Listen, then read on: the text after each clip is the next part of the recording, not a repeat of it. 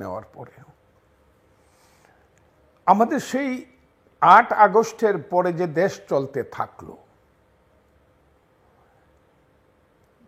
যত আশা নিয়ে, উদ্দীপনা নিয়ে, অথবা মানুষ যা উনার কাছ থেকে যা আশা করেছিল,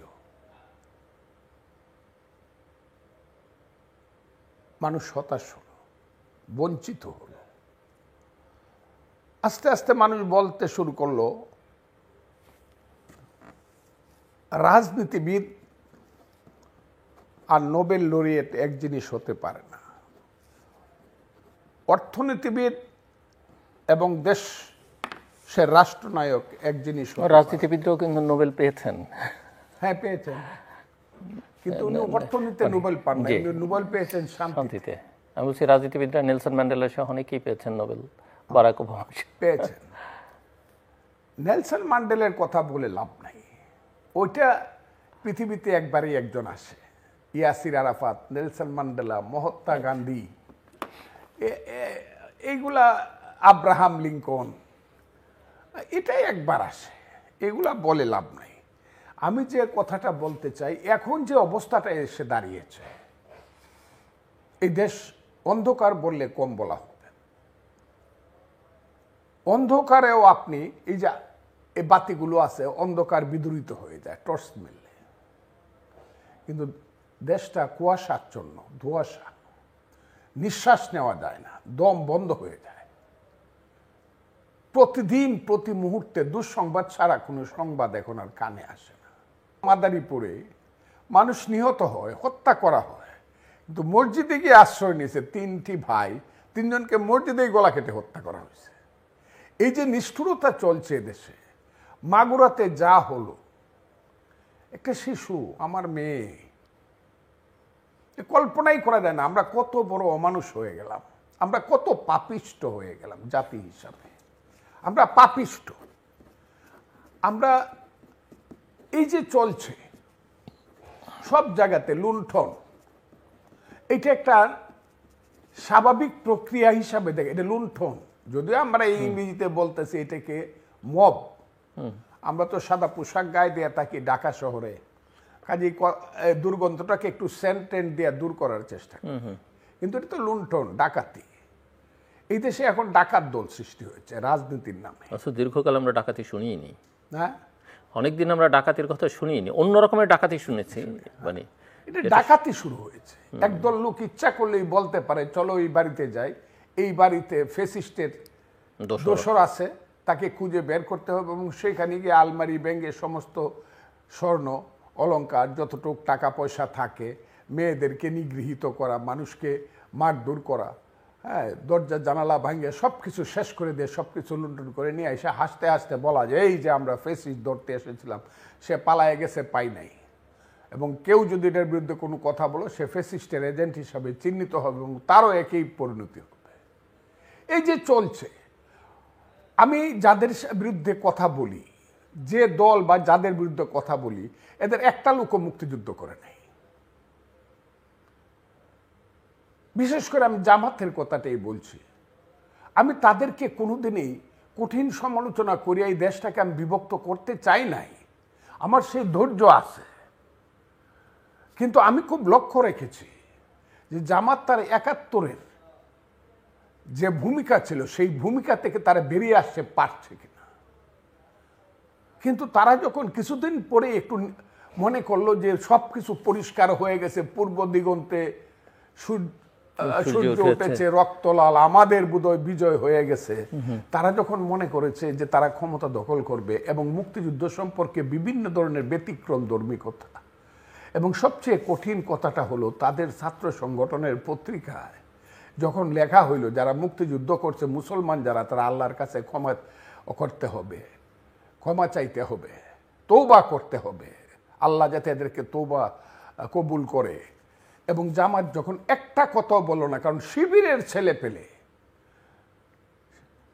এরা কোনোদিনই জামাতের বাইরে একটি কথা, একটা দাড়ি কমা বলে না।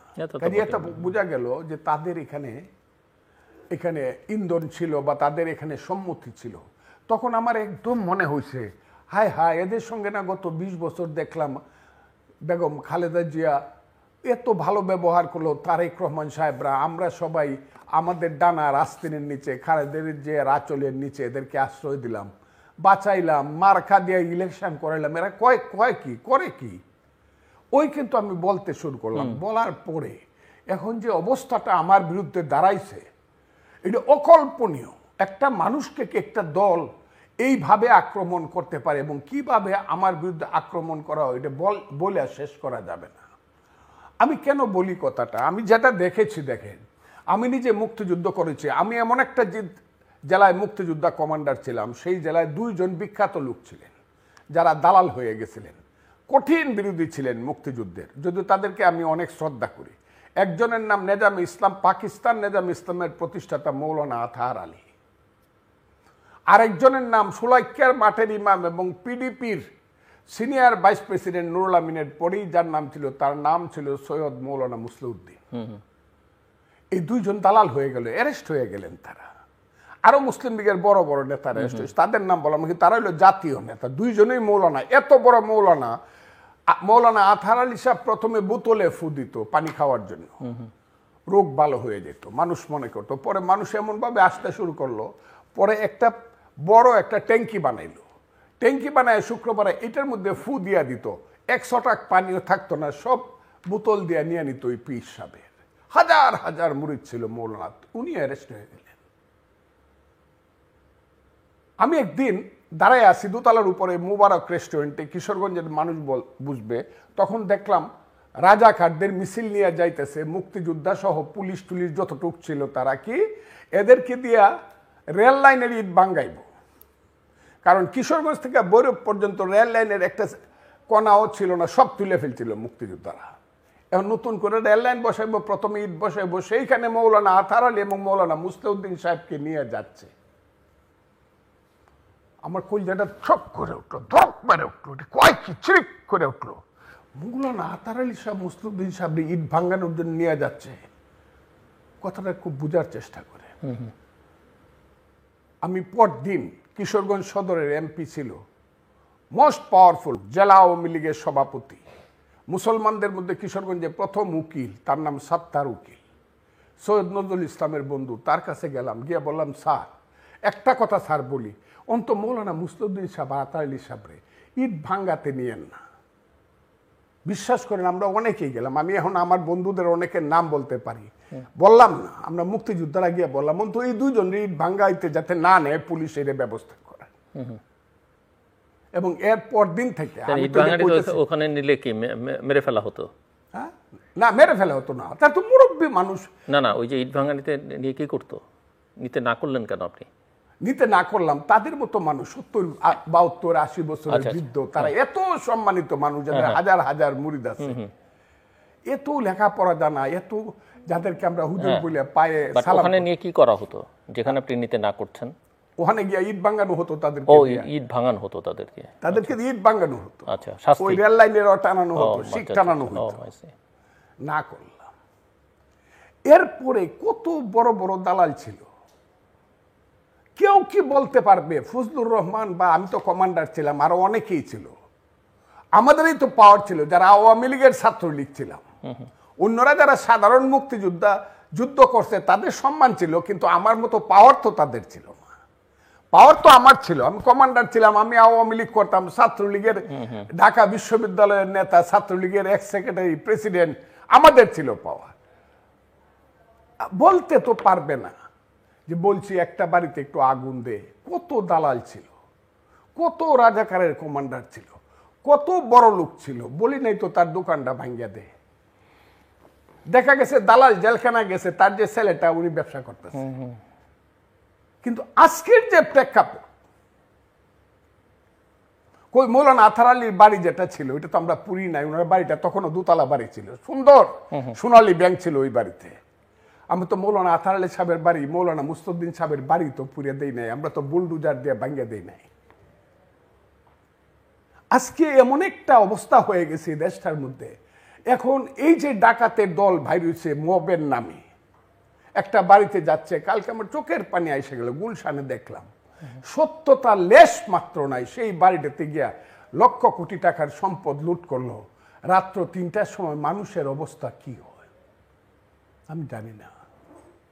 আমি এটাও জানি না যে এই দেশে হ্যাঁ শেখ হাসিনা সরকারের বিচার হবে, কঠিন বিচার হবে, নির্দিষ্ট আইনের মাধ্যমে বিচার হবে। সেই বিচারে যদি তার ফাঁসি হয়, কি ফাঁসি হতে পারে? প্রসিকিউশন, প্রথমে এফআইআর, চার্জশিট, প্রসিকিউশন, বিচার, এভিডেন্স বিচার। সেই বিচারে ট্রাইব্যুনাল তাদের ফাঁসি দিলে নিশ্চিতভাবে বলবো আইনের বিচার হয়েছে। কিন্তু এইটা তো কোনোদিন বলি নাই। 72 সনে 72 সনেও তো দালাল আইন ছিল। এসআর পাল ছিল সেই প্রসিকিউটর, ভারতবর্ষের শ্রেষ্ঠ আইনজীবীদের একজন এসআর পাল, সবিতা রঞ্জন পাল। ফকির শাহাবুদ্দিন ছিলেন সেকেন্ড প্রসিকিউটর, থার্ড প্রসিকিউটর ছিল মাহবুব হুসেনের মতো উকিলেরা।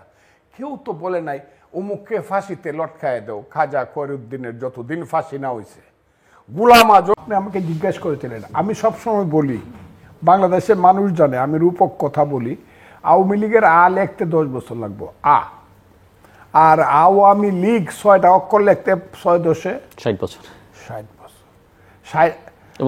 কিন্তু আওয়ামী লীগের রাজনীতিটা, যে রাজনীতি কথাটা আওয়ামী লীগ বলে জন্ম হয়েছিল, সৃষ্টি হয়েছিল, এবং যে আওয়ামী লীগের নেতৃত্ব যে রাজনীতিকে আগায় নেওয়ার চিন্তা করছিল, এই রাজনীতি বাংলাদেশে থেকে যাবে।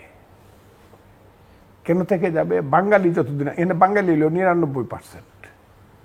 বাংলাদেশে বাঙালির সংখ্যা নৃতাত্ত্বিকভাবে 99%, 1% হলো ভিন্ন জাতিসত্তা। আর মুসলমানের সংখ্যা হলো 92%। যতদিন মুসলমান আছে, জামাত ইসলাম না থাকলেও ইসলামী দল থাকবে। আর যতদিন বাঙালি আছে, আওয়ামী লীগ থাকবে না। এই পথে বাঙালি জাতির পথে এই পলিটিক্সটা থেকে যাবে। আমি কথাটা, আমাকে ভুল বুঝে সবাই, এটা থাকবে, এটা আপনি চালাইতে পারবেন না তো। কারণ যে ছেলেটা প্রথমেই কবিতা পড়বে, গগনে গরজে মেঘ ঘন বরষা, কুলে একা বসে আছি নাহি ভরসা, রাশি রাশি ভাড়া ভাড়া ধান কাটা হলো সারা, বরা নদী খুঁড়ো দ্বারা খর পরশা, কাটিতে কাটিতে ধান এলো বরসা। অথবা যে ছেলেটা পড়বে, বলো বীর বলো উন্নত মমশির, শির নেহারি আমারি নত শির ওই শিকর হিমাদ্রির, আমি বললে আপনার সময় চলে যাবে। অথবা যে ছেলেটা প্রেম করে বলবে, 1000 বছর ধরে আমি পথ হাঁটিতেছি পৃথিবীর পথে, সিংহল সমুদ্র থেকে নিশীতের অন্ধকারে মালয় সাগরে, সেখানে ছিলাম আমি আরো দূর অন্ধকারে বিদর্ভ নগরে, আমি ক্লান্ত প্রাণে চারিদিকে জীবনের সমুদ্র সফেন, আমারে দুদণ্ড শান্তি দিয়েছিল নাটোরের বনলতা সেন। আর যখন বলবে, দুর্গম গিরি কান্থার মরু দুস্তর পারাবার, লঙ্ঘিতে হবে রাত্রি নিশীতে যাত্রীরা হুঁশিয়ার। অথবা কান্নার সময় যখন বলবে, এইখানে তোর দাদুর কবর ডালিম গাছের তলে, 30 বছর ভিজিয়ে রেখেছি 2 নয়নের জলে। আমি সবগুলা কবিতার ফুল লাইন বলতে পারবো, সব বলতে পারবো। কেন বলছি? এই কবিতা তো বাঙালিকে পড়তে হবে। এখন না আমি না পড়ি, আরেকজন গরিব মানুষের সন্তানেরও। অথবা ভাত দিয়া যে তরকারি মাছ, ভাত মাছ যে খাবে, তাকে রাজনীতিটা ওইটা থাইকে যাবে। তাকে তার কণ্ঠে থাকবে সেই শাহ আব্দুল করিমের গান, যদি কেন প্রীতি বাড়াইলা রে বন্ধু সাইরা যায় ভাই যদি, এই গানটা থাইকে যাবে। অথবা হাসন রাজায় কয় আমি তো কারো নয়। অথবা উকিল মুন্সি, আমি ডাকিতাছি তুমি ঘুমাই, আমি কত কমু। এই কথাগুলা এই পৃথিবীতে যতদিন, অথবা লালনের সেই গানগুলা যতদিন থেকে যাবে, রবীন্দ্রনাথ ঠাকুরের কবিতা, নজরুলের কবিতা, জসীমউদ্দিনের কবিতা, সাহিত্য, সংস্কৃতি, বিষাদ সিন্ধু, ততদিন পর্যন্ত বাংলায় বাঙালিত্বটা থেকে যাবে। আর বাঙালিত্ব থাকলে এটার একটা রাজনীতি থাকবে। আর সমাজে আওয়ামী লীগ সন্তর্পণে হইল। এখন আওয়ামী লীগকে বলেন রাজনীতি করতে আসে, তো এমনি ওদেরকে করবে, এই আমরা এদেরকে কি করব, ব্যান করে দেবো। ব্যান করতে হবে না। আওয়ামী লীগকে বলেন না এসে আগামী ইলেকশনে দাঁড়াইতে, এক বেটাও দাঁড়াইতে পারবে না। মানুষের চোখে চোখে তাকাইতে পারবেন, মানুষ মেয়েরা ঝাড়ু নিয়ে দৌড়াইব এদেরকে। তো পলিটিক্স করবে কি আর এদেশে আওয়ামী লীগের যারা। কিন্তু সেটা তো ধরেন একটা আইডিয়াল সিচুয়েশন আপনি বলছেন, সেটা হবে। কিন্তু এখন যেই চিত্র বর্ণনা করছেন না, আগামী ইলেকশন পর্যন্ত 10 বছর পর্যন্ত আওয়ামী লীগের রাজপথে দাঁড়াইয়া ভাই সব কইয়া বক্তৃতা করার মতো গলা আর তাদের হবে না। আমি কথাটা বলে দিলাম। কিন্তু তার রাজনীতিতে আপনি তার কাছে যাইতে হবে। আপনি বিএনপি ইলেকশনে দাঁড়াইছেন, আওয়ামী লীগ আসলো না, আপনি জামাত দাঁড়াইছেন, আপনি মাহমুদুর রহমান দাঁড়াইছেন, আপনি গণ অধিকার পরিষদ দাঁড়াইছেন, উনি নবীগঞ্জে ইলেকশন করব, আওয়ামী লীগের কেউ দাঁড়াইলো না। কিন্তু নবীগঞ্জে আওয়ামী লীগের এই সামাজিক ভোট আছে, তাদের কাছে যাইতে হবে। 9% ভোট ফিক্সড আছে আওয়ামী লীগের, 9% ভোট। চুপ করে থাকবে, ভোটটা দেওয়ার সময় বুঝে শুনে দিয়ে দিবে। যদি সেন্টারে যাইতে পারে, যেহেতু আপনি ফেয়ার ইলেকশনের কথা বলতেছেন, ফেয়ার ইলেকশন মানে সবাই ভোটার ভোট কেন্দ্রে যাইতে পারবে, যদি যাইতে পারে। আওয়ামী লীগের 42 সর্বোচ্চ, নিচে ছিল আওয়ামী লীগের 27 বা 32। এখন ধরেন যদি আরো 10% বাদ দিই, 20% ভোট কিন্তু এরা দেখবে কাকে দেওয়া যায়, আমি কি করলে নিঃশ্বাস নিতে পারবো।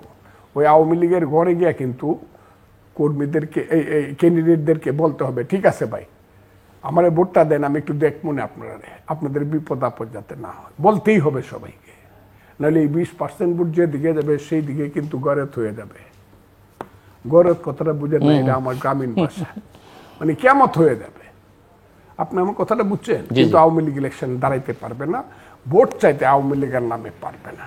ওই যে নৌকা মার্কার নামে ভোট চাই বয়সা নো, সেটা তো ধরেন আমি আপনাকে বললাম, সেটা তো ধরেন আওয়ামী লীগ দাঁড়ালো না বা দাঁড়াতে পারলো না আরেক কথা। কিন্তু আপনি কি ব্যান বা আওয়ামী লীগকে ইলেকশনে নিষিদ্ধ করা বা ইলেকশন করতে পারবে না? না না না, আমার দল ব্যান চায় না। আমি আপনি চাচ্ছেন যে তাদের জন্য ওপেন রাখা উচিত?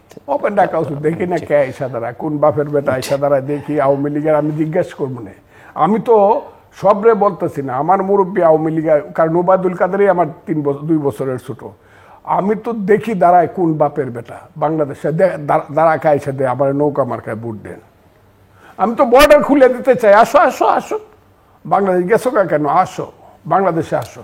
এদের মোরালিটি নষ্ট হয়েছে, এরা গণতন্ত্রকে হত্যা করছে। 36 বছর যে যুবকের বয়সে একটা ভোট দিতে পারে নাই বাংলাদেশে। আমি 10 বছর আমার মা বাবার কবর জিয়ারত করতে যেতে পারি নাই বাড়িতে। কি বলেন আপনি? এরা কি মানুষ ছিল নাকি? এরা অমানুষ হয়ে গেছে। আসছি আমরা final round. Doctor Reza Kibria, closing remarks please. 4-5 minute সময় আপনার জন্য, আলোচনাটা শেষ করে আনবার জন্য। এখন আমাদের আব্দুর রহমান ভাই খুব ঠিক কথা বলছেন। ফজলুর রহমান সাহেব কথাটা ওনার ঠিক। ফজলুর রহমান ভাইয়ের কথাটা হলো যে আওয়ামী লীগের যে রাজনীতি, এটা তো থেকে যাবে, এবং এই দল হিসাবে আমারও মনে হয় তারা কোনো জায়গায়, আমাদের এলাকায় অ্যাটলিস্ট, তারা চেহারা দেখাতে পারবে না। তারা দুর্নীতিগ্রস্ত খুনি একটা দল, তাদের পক্ষে দল হিসাবে তাদের মাথা উঁচু করতে পারবে না। এটা অনেক বছর চলবে, এটা 15-20 বছরের আগে আমি তো কোনো সম্ভাবনায় দেখি না। কিন্তু এই রাজনীতিটা তারা থাকবে, এবং তাদের তো অধিকার আছে ভোট দেওয়ার। এই অধিকারটা আশা করি খর্ব হবে না, কারণ প্রত্যেক মানুষের এই ভোটের অধিকার ফেরত আনতে হবে। এবং আমি ইলেকশন কমিশনের বড় একটা দায়িত্ব হলো এটা নিশ্চিত করা যে প্রত্যেক মানুষ ভোট দিতে পারে এবং নির্ভয়ে ভোট দিতে পারে। এটা যে আমরা করিনি এত বছর, এটা একটা সুষ্ঠু নির্বাচন করাটা খুব কঠিন। এবং নিরপেক্ষ নির্বাচন বললাম তো, এই সরকারের পক্ষে করা খুব কঠিন, কারণ তার নিজেদের একটা এজেন্ডা আছে, নিরপেক্ষতা, তাদের একটা দল তারা তৈরি করে তারা ক্ষমতায় যাওয়ার তাদের ইচ্ছা, যে এই ক্ষমতা এত মধু পাওয়া যায় এই ক্ষমতায়, তারা এটা শিখে গেছে, তারা খুব সহজে ছাড়বে না। কিন্তু এই জিনিসটা জন্যে এই সরকারের উপরে আমি একটা সুষ্ঠু নির্বাচন দেওয়ার আমি মনে করি না তাদের মধ্যে সেই ক্ষমতাটা আছে। কিন্তু আওয়ামী লীগের যে আরো মানে শেখ হাসিনার পানিশমেন্ট, শেখ হাসিনার শাস্তি না হওয়া পর্যন্ত জিনিসটা একটা খোলা ঘায়ের মতো থেকে যাবে, এবং জনগণের মধ্যেও এইটার ক্লোজার আসবে না যতদিন ওবায়দুল কাদের, আনিসুল হক, তারপরে এই সব আওয়ামী লীগের দীপুমণি, শেখ হাসিনা, শেখ রেহানা, যারা দুর্নীতিগ্রস্ত আওয়ামী লীগেরদের শাস্তি না হওয়া পর্যন্ত আমার মনে হয় না সাধারণ মানুষ সন্তুষ্ট হবে। সো এই জিনিসটা এই সরকার এই ব্যাপারে কোনো কিছু দেখাতে পারেনি, এটা খুব দুঃখজনক। তারা কেন পারেনি? খুব নিম্নমানের আইনি উপদেষ্টা তারা বেছে নিয়েছে, সেটা তাদের সমস্যা, কিন্তু সে এই ধরনের কাজ করার মতো তার। তো সামনে আপনি কি দেখেন আসলে? সামনে দেখি যে এর চেয়ে ভালো কিছু আসতেই হবে। বাঙালি জাতিটা এটা সম্ভাবনাময় যেটা জাতি, আমি সব সময় মনে করি, আমি 25টা দেশে কাজ করেছি, বাঙালি জাতির মতো ক্রিয়েটিভ হার্ড ওয়ার্কিং জাতি আমি খুব কম দেখেছি, এবং আমাদের চেয়ে অনেক কম মানে ট্যালেন্টেড জাতি উঠে আসছে ভালো নেতৃত্বের জন্য। বাঙালি জাতিও উঠে আসবে, এটা আমার বিশ্বাস।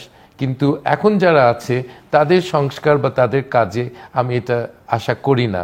কিন্তু ভবিষ্যতে এমন কিছু হতে পারে যে ভালো মানের একটা সরকার পেলে এই দেশটা সাই সাই করে সামনে। সেটা কি আপনি নিকট ভবিষ্যতে দেখছেন বা নির্বাচনের পূর্বে দেখছেন নাকি?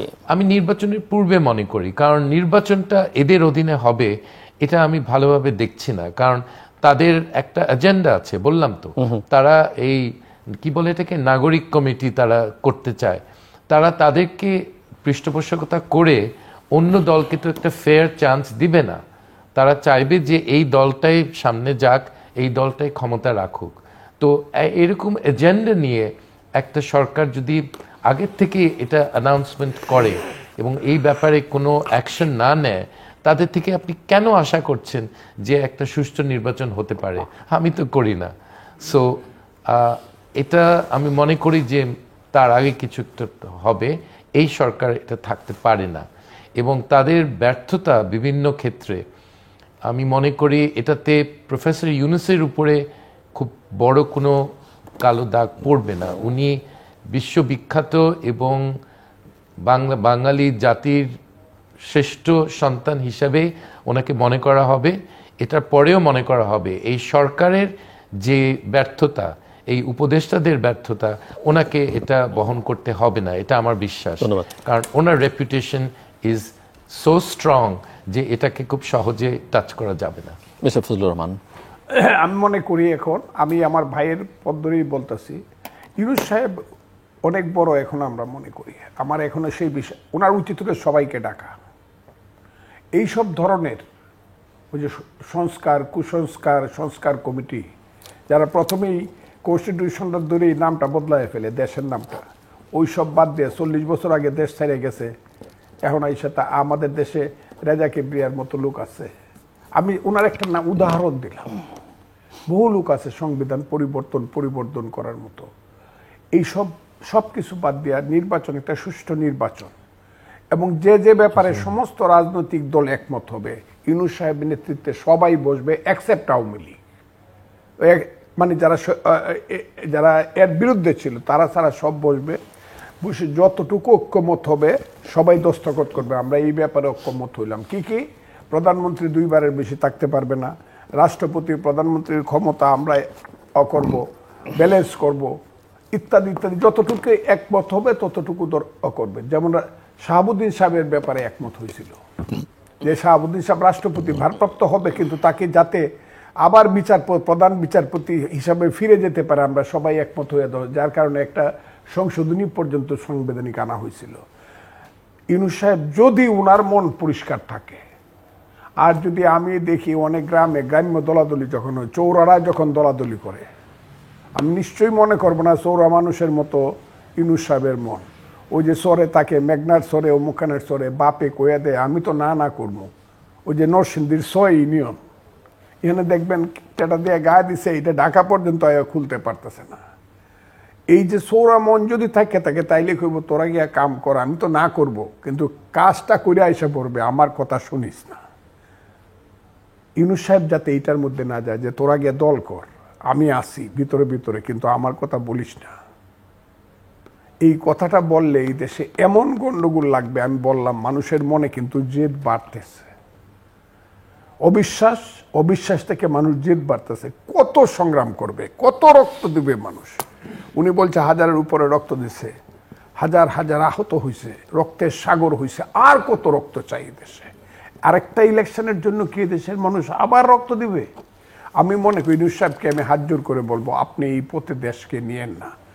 আপনি সবার ঐক্যমতে খুব দ্রুত যতটুক সংশোধন সংযোজন বা যতটুকু সংস্কার করা যায় এইটা করে আপনি জনগণের এই দেশের মালিক, জনগণ দেশের মালিক, তাকে আপনি মূর্খ মনে করতে পারেন, চাষা মনে করতে পারেন, তাকে আপনি যা ইচ্ছা তা মনে কামলা মনে করতে পারেন, কিন্তু সে কোনো সময় 47 সন থেকে 46 সন থেকে বাংলার জনগণ কোনো সময় ভুল ভোট দেয় নাই।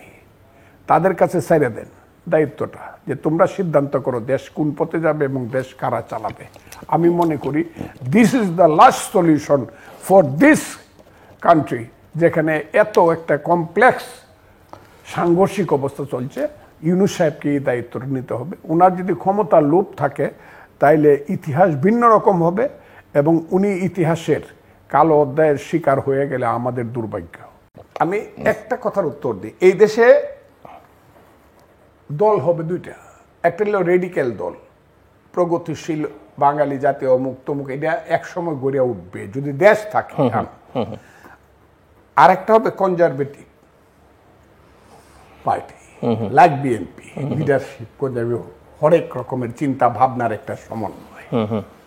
ধর্মীয় দলগুলো যারা, যদিও 92% মুসলমান, মানে বিএনপিকে আপনি মানে মধ্যপন্থার একটা দক্ষিণপন্থী দল আপনি বলছেন, কিন্তু সেন্টার রাইট।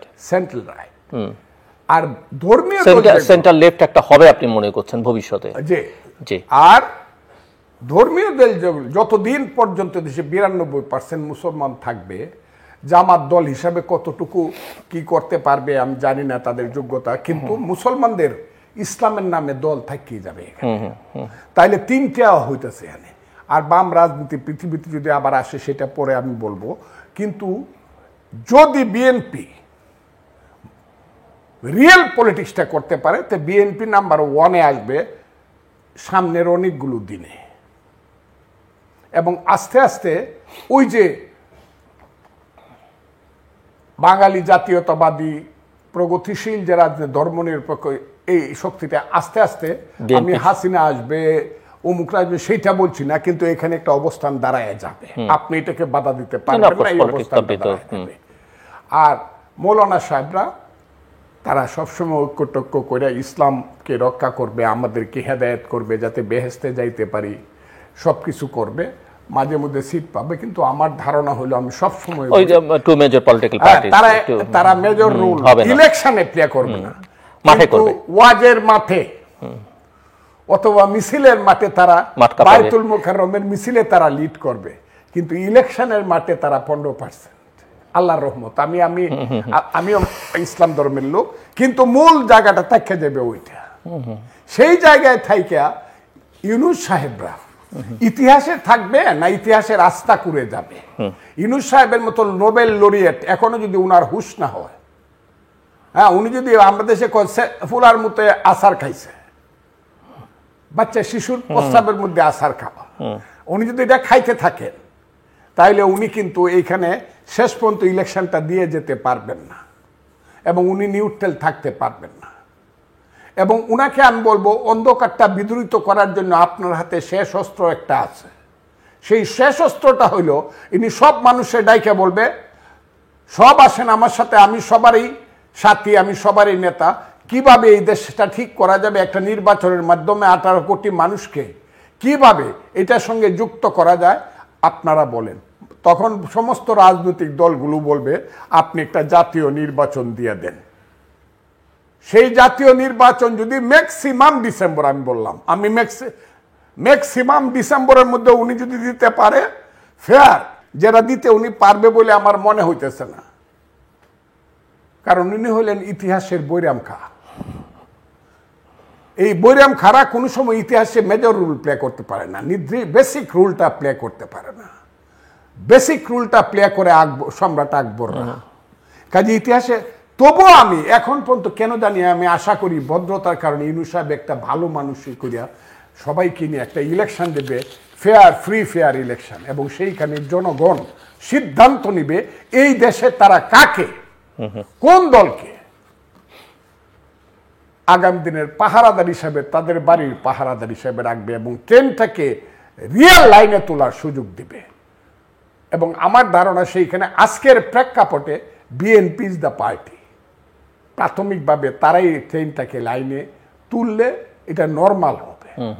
সেই জায়গা। আর এর বাইরে যদি ওই আরো কিছুদিন ইলেকশন বাদ দিয়া দেও, বিএনপি একটু ধান্দাবাজি সান্দাবাজি করে নষ্ট হয়ে যাগা, আওয়ামী লীগকে দিল্লি থেকে আমরা আমেরিকায় পাঠায় দেই অথবা অ্যান্টার্কটিকায় পাঠায় দেই, তারপরে আমরা এখানে আইসা, হ্যাঁ, এটা হবে না। নতুন নতুন যে রাজনৈতিক দলটি হলো একটু বেশ আওয়াজ তুলে, আপনার কি ধারণা? এনসিপি, আমি জাতীয় নাগরিক পার্টি, এনসিপি নতুন এটা হলো আমাদের সন্তানের মতো। এখন পর্যন্ত ওই যে আমি তাদেরকে একটা কথাই বলবো, সবসময় বলি, মৌলানা আবুল কালাম আজাদ 22 বছর বয়সে কংগ্রেসের প্রেসিডেন্ট, ভারতীয় কংগ্রেসের প্রেসিডেন্ট হয়েছিল। আবার 45 বছর বয়সে হয়েছিল 1945 সালে, না 45 বয়সে না, তখন তার বয়স হইল 57 বছর। তখন বলছিল আপনি যে আবার প্রেসিডেন্ট হলেন, দুটো ডিফারেন্স কি? বললো 22 বছর বয়সে যখন প্রেসিডেন্ট হয়েছিলাম তখন আমার বুদ্ধি হয়েছে, বুদ্ধি দিয়ে আমার এই সভাপতিত্ব চালাইতে হয়েছে। এখন আমার বয়স হয়েছে, আমার অভিজ্ঞতা হয়েছে, আর অভিজ্ঞতা হয়েছে বলে আমার জ্ঞান হয়েছে। জ্ঞান ছাড়া রাষ্ট্র চালানো যায় না। আমাদের ছেলেদের বুদ্ধি হয়েছে, আল্লাহ এদেরকে জ্ঞানই করুক, জ্ঞান দেখে এদেরকে চক্ষুষ্মান করুক, এরা দেশটা চালানোর মতো যোগ্যতা অর্জন করুক। আর এখনো যদি লাভ দেয়, এটা আমার কাছে এদের জিনিসটাকে আমার হইতেছে না আর কি, আমি মনে করতেছি না।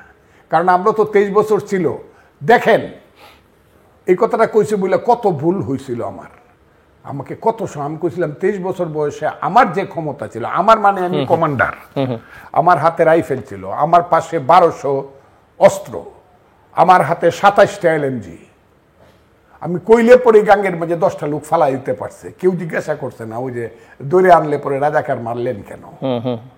এটি কেউ নিনুসাব পারবে যে ওরে ফালাই দেও গাঙ্গে? পারবে না। এত ক্ষমতা থাকতেও ডিসির কাছে রাইফেলটা যেদিন বঙ্গবন্ধু আইসা কইছে যে 31শে জানুয়ারির মধ্যে সব জমা দিয়ে দিতে হবে, কথাটা খুব বুঝার চেষ্টা করেন। লাখ লাখ অস্ত্র, ট্রাকে অস্ত্র জমা দিছি আমি, এখনো আছে জীবিত, সব আছে আমার, মানে কোম্পানি কমান্ডাররাও আছে, MPMNরা অনেকেই আছে, ট্রাকে অস্ত্র জমা দিছি। অস্ত্রটা ফালায় দিয়ে আইসা পড়ছি ঢাকা ইউনিভার্সিটি, কি আমার ইউনিভার্সিটির ডিগ্রি নিতে হবে। ইকবাল হলে আবার আইছি, শাহজাহান সিরাজে সালাম দিছি, ক্লাসে গেছি সকালবেলা, নাজমা চৌধুরী, অধ্যাপিকা নাজমা চৌধুরী, মনিরুজ্জামান স্যার, হ্যাঁ, জাতীয় অধ্যাপক আব্দুর রাজ্জাকটা পড়াইছে, সেলিউট দিয়ে বয়ে রয়েছি। ছাত্র হিসাবে হাত জোর করিয়া কই নাই যে আমাদেরকে একটু ক্ষমতার ভাগ দেও। যারা ক্ষমতার ভাগ চায় এরা রাজনীতি করতে পারবে না। রাজনীতি করতে হলে ক্ষেতের আইলে দিয়ে হাঁটতে হবে, শ্রমিকের বস্তিতে যাইতে হবে, গরিব মানুষের গার্মেন্টস সে যে কোথায় থাকে, গুলশানের কোথা থেকে আসসালাতু খায়রুম মিনান নাউম বলার সঙ্গে সঙ্গে ওই একটা টিফিন ক্যারিয়ার নিয়ে ভোরবেলা বাইর হয় কোন মেয়েটা, ওই মেয়েটা যে বস্তিতে থাকে সেইখানে যাইতে হবে, তারপরে হবে রাজনীতি। অত সোজা। ধন্যবাদ মিস্টার ফজলুর রহমান। দর্শক কথা বলছিলেন অত্যন্ত প্রথিতযশা রাজনীতিক এবং বাংলাদেশ জাতীয়তাবাদী দল বিএনপি চেয়ারপারসনের উপদেষ্টা ফজলুর রহমান। কতগুলো কথা প্রণিধানযোগ্য, অনেক কথা বলেছেন, আমি মনে করি সবটাই প্রণিধানযোগ্য, বিবেচনার দাবি রাখে। কিন্তু অভিজ্ঞতা ছাড়া জ্ঞান হয় না, জ্ঞান ছাড়া রাজনীতি হয় না। আর ক্ষমতার নেশা থাকলে বা আগ্রহ থাকলে সেখানেও রাজনীতিটা থাকে না। দেখেন, মানুষ যখন বিপদে পড়ে, আমি তাকে যদি আরো বেশি কথা বলি মনে খুব কষ্ট হতে পারে। এই কারণে কষ্ট পাইতে পারে কারণ আওয়ামী লীগটা আমি 1964 সনের 26শে সেপ্টেম্বর থেকে শুরু করছি। তখন আমি SSC পরীক্ষা দিয়া গুরুদয়াল কলেজে ভর্তি হয়েছি। বঙ্গবন্ধু শেখ মুজিবুর রহমান 26শে সেপ্টেম্বর ঘরোয়া রাজনীতি করার জন্য আইয়ুব খানের আমলে কিশোরগঞ্জে গেছে, রংমহল সিনেমা হলে তার বক্তৃতা শুনে আমি ছাত্রলীগ করা শুরু করলাম। সেই 64, এখন হইল কত, 61 বছর আমার রাজনৈতিক বয়স। এই 64 থেকে ধরে বলতে গেলে 2006 সন পর্যন্ত, যদিও আমি কৃষক শ্রমিক, কিন্তু বঙ্গবন্ধুর রাজনীতির বাইরে তো আমি যাই, এর মধ্যেই ছিলাম। এখন যদি আমি এই 40 বছর আওয়ামী লীগ করিয়া এখন তারা যে বিপদে পড়ছে, এদেরকে যদি বলি, আমি এদেরকে বলি হারামজাদা তোরা কই রে, যখন বঙ্গবন্ধুর মাথার উপরে প্রস্রাব করে তোরা কই থাকস রে, ওই হারামজাদারা, আমি এই বকাটা পর্যন্ত তাদেরকে দিই। আমি তাদেরকে বলি তোরা কই, আমি এদেরকে এত চিনি, সেজন্য আপনার কাছে আমার প্রশ্ন, এমন চিনি এদেরকে, এবং এরা এত খারাপ কাজ করছে। যে খারাপ কাজের জন্য ওই যে বলে যা এই ছেলেরা বলে এদেরকে কি করতো ব্যান্ড করার জন্য আওয়ামী লীগকে ব্যান করে দাও, ব্যান্ড করে দেয়, নিষিদ্ধ ঘোষণা। আরে নিষিদ্ধ ঘোষণা করতে হইব না। আমি তো বলি ফজলুর রহমান আওয়ামী লীগ 10 বছর পর্যন্ত এই দেশে আওয়ামী লীগের লিখতে পারবে না। কথাটা হইল রূপক, কিন্তু কথাটার অর্থ হইল আমরা যদি বলি এই মিয়া Faruk Khan as for example, এই মিয়া আনিসুল হক খুব তো বেটাগিরি করছিল আইনমন্ত্রী, তুমি আইসা তোমার দিলাম ফ্রি সারে দিলাম কসবার আঁকাওরা খারো, ও ওই এলাকায় যেতে পারবো না, ওই আশুগঞ্জের যে ব্রিজটা ও পার হইতে পারবো না ফ্রি দিলেও, কারণ সে তার সমস্ত মোরাল সমস্ত গ্রহণযোগ্যতা মানুষের কাছে সে ধ্বংস করে দিছে। এইটা করতে হলে সেকেন্ড জেনারেশন লাগবে। আওয়ামী লীগের পলিটিক্স কিন্তু থেকে যাবে। এর কারণ হইল এই দেশে 18 কোটি মানুষের মধ্যে 99% মানুষ হইল বাঙালি, 1% মানুষ হইল যত জাতীয় সংখ্যাই থাক তাদের উপজাতি বলি আর তাদেরকে আদিবাসী বলি, তারা হইল 1%। এইখানে মুসলমানও বাঙালি, হিন্দুও বাঙালি, বুদ্ধ খ্রিস্টান সবাই বাঙালি। 99% বাঙালি দিন থাকবে। যতদিন বাঙালির সেই হে বঙ্গ ভান্ডারে তব বিবিধ রতন তা সবে অবুদামি অবহেলা করি পরদেশে ভিক্ষাবৃত্তি কুক্ষণে আচরি কাটাইনু বহুদিন সুখ পরিহরি। ওই যে মধুসূদন দত্ত 1848 সন খ্রিস্টান হয়ে গেছে গা, কিন্তু বাঙালির তো বলে নাই। লন্ডনে বৈশাও ফ্রান্সে বৈশাও বলছে হে বঙ্গ ভান্ডারে তবু বিবিধ রতন। যত দূরেই ঠেলা দেন 99% বাঙালির মনে কতগুলা জিনিস আসবে। কি আসবে? আম মা কলা করো করো করো করো পাখি সব করে রব রাতি পোহালো কাননে কুসুম কলি সকলি ফুটিল রাখাল গরুর পাল লয়ে যায় মাঠে। আর বড়ভাবে যদি বলেন বলো বীর বলো উন্নত মম শির শির নেহারি আমারই নত শির, ওই আমি আর বলবো না, শিকড় হিমাদ্রির যদি বলেন এই যে গগনে গরজে মেঘ ঘন বরষা কুলে একা বসে আছি নাহি বরষা রাশি রাশি ভাড়া ভাড়া ধান কাটা হলো সারা ভরা নদী খুঁড়ো ধারা খরো পরশা কাটিতে কাটিতে ধান এলো বরষা। অথবা যদি বলেন হাজার বছর ধরে আমি পথ হাঁটিতেছি পৃথিবীর পথে সিংহল সমুদ্র থেকে নিশীতের অন্ধকারে মালয় সাগরে সেখানে ছিলেম আমি আরো দূর অন্ধকারে বিদর্ভ নগরে আমি ক্লান্ত প্রাণ এক চারিদিকে জীবনের সমুদ্র সফে আমারে দুদণ্ড শান্তি দিয়েছিল নাটোরের বনলতা সেন। এই কবিতাগুলো এই ভাষাগুলো যতদিন পর্যন্ত থাকবে ওই রাজা ওই যে আমি আবার বকা দিতে ইচ্ছা করি দিব না, এই মৌলবাদীরা যতই 21শে ফেব্রুয়ারির মাঠকে ইস্তেমার মাঠ বানায় ফেলুক, যতই শহীদ মিনারে ফুল না দিতে দিক, চক্রান্ত যতই করুক, যতই 21শে ফেব্রুয়ারির গানকে মানুষের কানে না দেখ, আমার ভাইয়ের রক্তে রাঙ্গানো 21শে ফেব্রুয়ারি আমি কি ভুলিতে পারি, যতই ভুলাইবার চেষ্টা করুক, বাঙালির এই রাজনীতিটা কিন্তু থেকে যাবে। এটা কেউ সরাইতে পারবে না, এইখানে জন্ম নিবে। আপনি মনে করছেন এই রাজনীতির জন্য এই রাজনীতি থেকে যাবে, এই রাজনীতি বাঙালি জাতীয়তাবাদের যে রাজনীতি এবং মানুষের মুক্তি সংগ্রাম, এই রাজনীতিটা থাকা মানে আওয়ামী লীগ থেকে যাচ্ছে রাজনৈতিকভাবে। শুধু এই রাজনীতি না, বাঙালি রাজনীতিটা থাকলে আরেকটা রাজনীতি থাকবে, সেটা হলো ধর্ম নিরপেক্ষ অসাম্প্রদায়িক। শোনো হে মানুষ ভাই, সবার উপর হে মানুষ সত্য, তার উপরে নাই। তো সেটা যদি থাকে সেই জায়গায় বিএনপির রাজনীতির কি ভবিষ্যৎ দেখেন রাজনৈতিকভাবে? বিএনপি, আমি দল সংগঠন ক্ষমতা সেটা বলছি না, বিএনপির যে রাজনীতি, বিএনপির রাজনীতিটা হলো একটা প্ল্যাটফর্ম ভিত্তিক মডারেট পলিটিক্স, সবাইকে আশ্রয় দেওয়া, সবাইকে আশ্রয় দেওয়া, একটা অবস্থানে একটা চিন্তা। সেই চিন্তাটা কি? ফাউন্ডেশনটা বিএনপির হইল শহীদ প্রেসিডেন্ট জিয়াউর রহমান। তারা আমার প্রতি রাগ করতে পারে, শহীদ প্রেসিডেন্ট জিয়াউর রহমান মানে প্রেসিডেন্ট রাষ্ট্রপতি জিয়াউর রহমান না মূল পরিচয়? মূল পরিচয় হইল I major Zia do hereby declare the independence of Bangladesh. প্রথমে নিজের নামে, তারপরে যখন সবাই মিলিয়া বলছে আরে স্যার ওই যে আবুল কাসেম সন্দীপ টন্দীপ যারা ছিল রেডিও সেন্টার পড়েন না, বই পড়লেই তো বুঝা যায়, স্যার আপনি তো এটা কইতে পারেন না, আপনার পিছনে তো পাবলিক এন্ডোর্সমেন্ট নাই। তখন বলছে, yes I major Zia do hereby declare the independence of Bangladesh on behalf of our great leader Bangabandhu Sheikh Mujibur Rahman. ওই যে Zia, major Zia, his major Zia, তারই হলো বিএনপি, এবং ফাউন্ডেশনটা হলো মেজর জিয়ার মুক্তিযুদ্ধ। যদি মুক্তিযুদ্ধ না থাকে মেজর জিয়া নাই, আর মেজর জিয়া না থাকলে প্রেসিডেন্ট জিয়া দল করে কোনো লাভ হইব না। আমি আপনাকে কথাটা ক্লিয়ার করতে পারছি? বাংলাদেশে যে বসবাস করবে বিএনপি হইল একটু ঢিলা ডালা, একটু মুক্তিযোদ্ধারে আশ্রয় দেয়, আবার ঠিক আছে মুসলিম লীগ করছিল, এখন ভুল বুঝছো তুমি, আর শাহ আজিজুর রহমান আসিলা, লোকটা ভুল একটা করে ফেলছে, তাকেও একটু গোসামান যে একটু চায় আমার দলে, আবার বাম করছিল কিছু লোক, চৈনিক বাম, তাদেরকে একটু আইনে, এটা ইটস এ প্ল্যাটফর্ম। এইটারও দরকার আছে। এখানে অনেক লোককে জায়গা দেওয়া হয়, শত ফুল ফুটতে দাও একটা বাগানে, একটু ঢিলা ডালা একটা দল, সবাই থাকুক, আমরা ভালোভাবে একটা পলিটিক্স করি। সেইখানে কিন্তু শক্ত লিডারশিপ দরকার। এই প্ল্যাটফর্ম কিন্তু শক্ত লিডারশিপ ছাড়া হবে না। এখানে জিয়াউর রহমান লাগবে, খালেদা জিয়া লাগবে, এবং দলটা টিকা সেইভাবে গড়ে তুলতে হলে তারেক রহমান সে আইসা পলিটিক্স করতে হবে।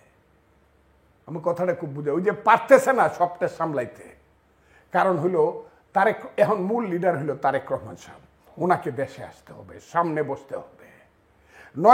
কিছু চ্যালেঞ্জ এবং ঝুঁকি আছে, সেজন্যই হয়তো আসছেন না, সেগুলো কভার করবেন আমি জানি না, কেন আসতেছেন আমি জানি না, কিন্তু আমি মনে করি আমার চাওয়াটা হইলো আমাদের নেতা, উনি 6ই আগস্ট আসা উচিত ছিল, 7ই আগস্ট আসা উচিত ছিল। কি করতো, কার কি করার আছে, কিছুই করার নাই। তারেক রহমানের যে সাংগঠনিক ক্ষমতা এবং এখন তার যতটুকু রাজনৈতিক ম্যাচুরিটি হয়েছে, উনি দেশে আসলে কেউ কিছু কয়েকটা খাইয়ে ফেলবো এই অবস্থাটা নাই। কিন্তু আমি জানি না আরো ভিতরে গভীরে কি আছে, কিন্তু এখানে এইটা টিকে থাকবে কিন্তু নেতৃত্বের উপরে। এই দলটা শক্ত একটা নেতৃত্ব, শক্ত নেতৃত্ব, সবাইকে এক রাখতে হবে। তো আমার কথাটা কি বুঝতে পারছেন? নেতারা দৃঢ় দরকার, গয়েশ্বর বাবুও থাকবে। আপনি আমাকে জিজ্ঞেস করেছিলেন, আমি সবসময় বলি, বাংলাদেশের মানুষ জানে আমি রূপক কথা বলি, আওয়ামী লীগের লিখতে 10 বছর লাগবো, আর আওয়ামী লীগ 6টা অক্ষর লিখতে 6×10 60 বছর। 60 বছর। আচ্ছা, কিন্তু আওয়ামী লীগের রাজনীতিটা, যে রাজনীতি কথাটা আওয়ামী লীগ বলে জন্ম হয়েছিল, সৃষ্টি হয়েছিল, এবং যে আওয়ামী লীগের নেতৃত্ব যে রাজনীতিকে আগায় নেওয়ার চিন্তা করছিল, এই রাজনীতি বাংলাদেশে থেকে যাবে। কেন থেকে যাবে? বাঙালি যতদিন, এনে বাঙালি হলো 99%, বাংলাদেশে বাঙালির সংখ্যা নৃতাত্ত্বিকভাবে 99%, 1% হলো ভিন্ন জাতিসত্তা, আর মুসলমানের সংখ্যা হলো 92%। যতদিন মুসলমান আছে, জামাত ইসলাম না থাকলেও ইসলামী দল থাকবে, আর যতদিন বাঙালি আছে আওয়ামী লীগ থাকবে না। এই পথে বাঙালি জাতির পথে এই পলিটিক্সটা থেকে যাবে। আমি কথাটা, আমাকে ভুল বুঝে সবাই, এটা থাকবে, এটা আপনি চালাইতে পারবেন না তো। কারণ যে ছেলেটা প্রথমেই কবিতা পড়বে, গগনে গরজে মেঘ ঘন বরষা, কুলে একা বসে আছি নাহি ভরসা, রাশি রাশি ভাড়া ভাড়া ধান কাটা হলো সারা, বরা নদী খোরো দ্বারা খর পরশা, কাটিতে কাটিতে ধান এলো বরসা। অথবা যে ছেলেটা পড়বে, বলো বীর বলো উন্নত মমশির, শির নেহারি আমারি নত শির ওই শিকর হিমাদ্রির, আমি বললে আপনার সময় চলে যাবে। অথবা যে ছেলেটা প্রেম করে বলবে, 1000 বছর ধরে আমি পথ হাঁটিতেছি পৃথিবীর পথে, সিংহল সমুদ্র থেকে নিশীতের অন্ধকারে মালয় সাগরে, সেখানে ছিলাম আমি আরো দূর অন্ধকারে বিদর্ভ নগরে, আমি ক্লান্ত প্রাণে চারিদিকে জীবনের সমুদ্র সফেন, আমারে দুদণ্ড শান্তি দিয়েছিল নাটোরের বনলতা সেন। আর যখন বলবে, দুর্গম গিরি কান্থার মরু দুস্তর পারাবার, লঙ্ঘিতে হবে রাত্রি নিশীতে যাত্রীরা হুঁশিয়ার। অথবা কান্নার সময় যখন বলবে, এইখানে তোর দাদুর কবর ডালিম গাছের তলে, 30 বছর ভিজিয়ে রেখেছি 2 নয়নের জলে। আমি সবগুলা কবিতার ফুল লাইন বলতে পারবো, সব বলতে পারবো। কেন বলছি? এই কবিতা তো বাঙালিকে পড়তে হবে। এখন না আমি না পড়ি, আরেকজন গরিব মানুষের সন্তানেরও। অথবা ভাত দিয়া যে তরকারি মাছ, ভাত মাছ যে খাবে, তাকে রাজনীতিটা ওইটা থাইকে যাবে, তাকে তার কণ্ঠে থাকবে সেই শাহ আব্দুল করিমের গান, যদি কেন প্রীতি বাড়াইলা রে বন্ধু সাইরা যায় ভাই যদি, এই গানটা থেকে যাবে। অথবা হাসন রাজায় কয় আমি তো কারো নয়, অথবা উকিল মুন্সি আমি ডাকিতাছি তুমি ঘুমাই, আমি কত কমু। এই কথাগুলা এই পৃথিবীতে যতদিন, অথবা লালনের সেই গানগুলা যতদিন থেকে যাবে, রবীন্দ্রনাথ ঠাকুরের কবিতা, নজরুলের কবিতা, জসীমউদ্দিনের কবিতা, সাহিত্য, সংস্কৃতি, বিষাদ সিন্ধু, ততদিন পর্যন্ত বাংলায় বাঙালিত্বটা থেকে যাবে। আর বাঙালিত্ব থাকলে এটার একটা রাজনীতি থাকবে। আর সমাজে আওয়ামী লীগ সন্তর্পণে হইল। এখন আওয়ামী লীগকে বলেন রাজনীতি করতেছে, তো কই এমনি ওদেরকে করবে, এই আমরা এদেরকে কি করব, ব্যান করে দেবো। ব্যান করতে হবে না। আওয়ামী লীগকে বলেন না এসে আগামী ইলেকশনে দাঁড়াইতে, এক বেটাও দাঁড়াইতে পারবে না। মানুষের চোখে চোখে তাকাইতে পারবেন, মানুষ মেয়েরা ঝাড়ু নিয়ে দৌড়াইবে এদেরকে। তো পলিটিক্স করবে কি আর এদেশে আওয়ামী লীগের যারা। কিন্তু সেটা তো ধরেন একটা আইডিয়াল সিচুয়েশন আপনি বলছেন সেটা হবে, কিন্তু এখন যেই চিত্র বর্ণনা করছেন না, আগামী ইলেকশন পর্যন্ত 10 বছর পর্যন্ত আওয়ামী লীগের রাজপথে দাঁড়াইয়া ভাই সব কইয়া বক্তৃতা করার মতো গলা আর তাদের হবে না, আমি কথাটা বলে দিলাম।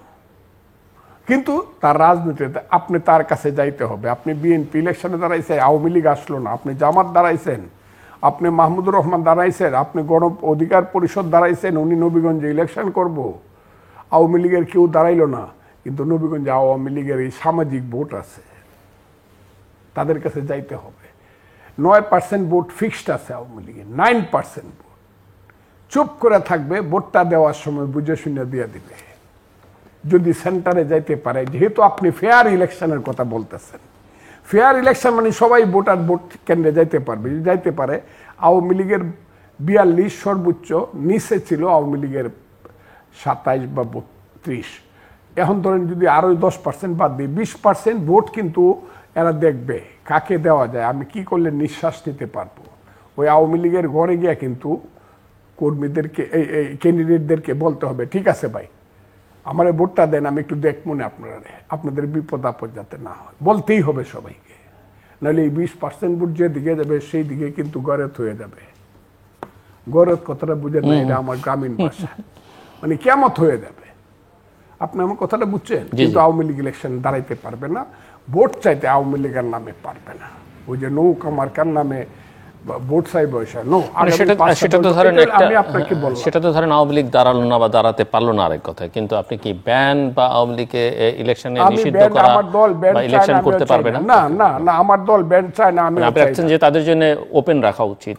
ওপেন রাখা উচিত। দেখি না কে আইসা দাঁড়ায়, কোন বাপের বেটা আইসা দাঁড়ায়, দেখি আওয়ামী লীগের। আমি জিজ্ঞেস করবো না, আমি তো সবরে বলতেছি না, আমার মুরব্বী আওয়ামী লীগ, কারণ ওবায়দুল কাদেরই আমার 2 বছরের ছোট। আমি তো দেখি দাঁড়ায় কোন বাপের বেটা বাংলাদেশে দাঁড়া খাইছে দে আবার নৌকা মার্কায় ভোট দেন। আমি তো বর্ডার খুলে দিতে চাই, আসো আসো আসো, বাংলাদেশ গেছো কেন, আসো বাংলাদেশে আসো। এদের মোরালিটি নষ্ট হয়েছে, এরা গণতন্ত্রকে হত্যা করছে। 36 বছর যে যুবকের বয়সে একটা ভোট দিতে পারে নাই বাংলাদেশে। আমি 10 বছর আমার মা বাবার কবর জিয়ারত করতে যেতে পারি নাই বাড়িতে। কি বলেন আপনি?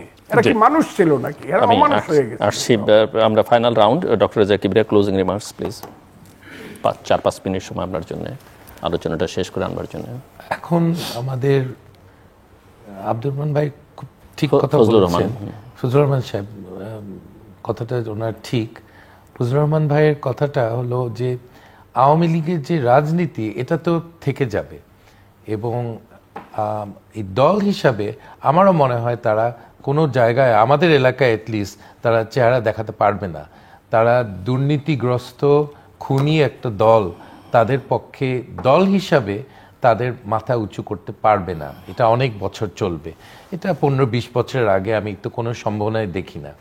কিন্তু এই রাজনীতিটা তারা থাকবে, এবং তাদের তো অধিকার আছে ভোট দেওয়ার। এই অধিকারটা আশা করি খর্ব হবে না, কারণ প্রত্যেক মানুষের এই ভোটের অধিকার ফেরত আনতে হবে। এবং আমি ইলেকশন কমিশনের বড় একটা দায়িত্ব হলো এটা নিশ্চিত করা যে প্রত্যেক মানুষ ভোট দিতে পারে এবং নির্ভয়ে ভোট দিতে পারে। এটা যে আমরা করিনি এত বছর, এটা একটা সুষ্ঠু নির্বাচন করাটা খুব কঠিন। এবং নিরপেক্ষ নির্বাচন বললাম তো, এই সরকারের পক্ষে করা খুব কঠিন, কারণ তার নিজেদের একটা এজেন্ডা, নিরপেক্ষতা, তাদের একটা দল তারা তৈরি করে তারা ক্ষমতায় যাওয়ার তাদের ইচ্ছা, যে এই ক্ষমতা এত মধু পাওয়া যায় এই ক্ষমতায়, তারা এটা শিখে গেছে, তারা খুব সহজে ছাড়বে না। কিন্তু এই জিনিসটা জন্যে এই সরকারের উপরে আমি একটা সুষ্ঠু নির্বাচন দেওয়ার আমি মনে করি না তাদের মধ্যে সেই ক্ষমতাটা আছে। কিন্তু আওয়ামী লীগের যে আরো মানে শেখ হাসিনার পানিশমেন্ট, শেখ হাসিনার শাস্তি না হওয়া পর্যন্ত জিনিসটা একটা খোলা ঘায়ের মতো থেকে যাবে এবং জনগণের মধ্যেও এইটার ক্লোজার আসবে না যতদিন ওবায়দুল কাদের, আনিসুল হক, তারপরে এই সব আওয়ামী লীগের দীপুমণি, শেখ হাসিনা, শেখ রেহানা, যারা দুর্নীতিগ্রস্ত আওয়ামী লীগেরদের শাস্তি না হওয়া পর্যন্ত আমার মনে হয় না সাধারণ মানুষ সন্তুষ্ট হবে। সো এই জিনিসটা এই সরকার এই ব্যাপারে কোনো কিছু দেখাতে পারেনি, এটা খুব দুঃখজনক। তারা কেন পারেনি? খুব নিম্নমানের আইনি উপদেষ্টা তারা বেছে নিয়েছে, সেটা তাদের সমস্যা, কিন্তু সে এই ধরনের কাজ করার মতো তার। সামনে আপনি কি দেখেন? আসলে সামনে দেখি যে এর চেয়ে ভালো কিছু আসতেই হবে। বাঙালি জাতিটা এটা সম্ভাবনাময় যেটা জাতি। আমি সব সময় মনে করি, আমি 25টা দেশে কাজ করেছি, বাঙালি জাতির মতো ক্রিয়েটিভ, হার্ড ওয়ার্কিং জাতি আমি খুব কম দেখেছি, এবং আমাদের চেয়ে অনেক কম মানে ট্যালেন্টেড জাতি উঠে আসছে ভালো নেতৃত্বের জন্যে। বাঙালি জাতিও উঠে আসবে, এটা আমার বিশ্বাস। কিন্তু এখন যারা আছে তাদের সংস্কার বা তাদের কাজে আমি এটা আশা করি না। কিন্তু ভবিষ্যতে এমন কিছু হতে পারে যে ভালো মানের একটা সরকার পেলে এই দেশটা সাই করে সামনে। সেটা কি আপনি নিকট ভবিষ্যতে দেখছেন বা নির্বাচনের পূর্বে দেখছেন নাকি? আমি নির্বাচনের পূর্বে মনে করি, কারণ নির্বাচনটা এদের অধীনে হবে এটা আমি ভালোভাবে দেখছি না, কারণ তাদের একটা এজেন্ডা আছে, বললাম তো। তারা এই কি বলে এটাকে নাগরিক কমিটি তারা করতে চায়, তারা তাদেরকে পৃষ্ঠপোষকতা করে অন্য দলকে তো একটা ফেয়ার চান্স দিবে না। তারা চাইবে যে এই দলটাই সামনে যাক, এই দলটাই ক্ষমতা রাখুক। তো এরকম এজেন্ডা নিয়ে একটা সরকার যদি আগের থেকে এটা অ্যানাউন্সমেন্ট করে এবং এই ব্যাপারে কোনো অ্যাকশন না নেয়, তাদের থেকে আপনি কেন আশা করছেন যে একটা সুষ্ঠু নির্বাচন হতে পারে? আমি তো করি না। সো এটা আমি মনে করি যে তার আগে কিছু হবে, এই সরকার এটা থাকতে পারে না। এবং তাদের ব্যর্থতা বিভিন্ন ক্ষেত্রে আমি মনে করি এটাতে প্রফেসর ইউনূসের উপরে খুব বড় কোনো কালো দাগ পড়বে না। উনি বিশ্ববিখ্যাত এবং বাঙালি জাতির শ্রেষ্ঠ সন্তান হিসাবে ওনাকে মনে করা হবে। এটার পরেও মনে করা হবে এই সরকারের যে ব্যর্থতা, এই উপদেষ্টাদের ব্যর্থতা, ওনাকে এটা বহন করতে হবে না, এটা আমার বিশ্বাস। কারণ ওনার রেপুটেশন ইজ সো স্ট্রং যে এটাকে খুব সহজে টাচ করা যাবে না। মিস্টার ফজলুর রহমান, আমি মনে করি, এখন আমি আমার ভাইয়ের পদ ধরেই বলতেছি, ইউনূস সাহেব অনেক বড়, এখন আমরা মনে করি আমার এখনো সেই বিষয় ওনার উচিত হলে সবাইকে ডাকা। এইসব ধরনের ওই যে সংস্কার কমিটি, যারা প্রথমেই কনস্টিটিউশনটা ধরেই নামটা বদলায় ফেলে, দেশের নামটা, ওই সব বাদ দিয়ে 40 বছর আগে দেশ ছেড়ে গেছে, এখন এই সাথে আমাদের দেশে রেজা কিবরিয়ার মতো লোক আছে। আমি ওনার একটা উদাহরণ দিলাম, বহু লোক আছে সংবিধান পরিবর্তন করার মতো।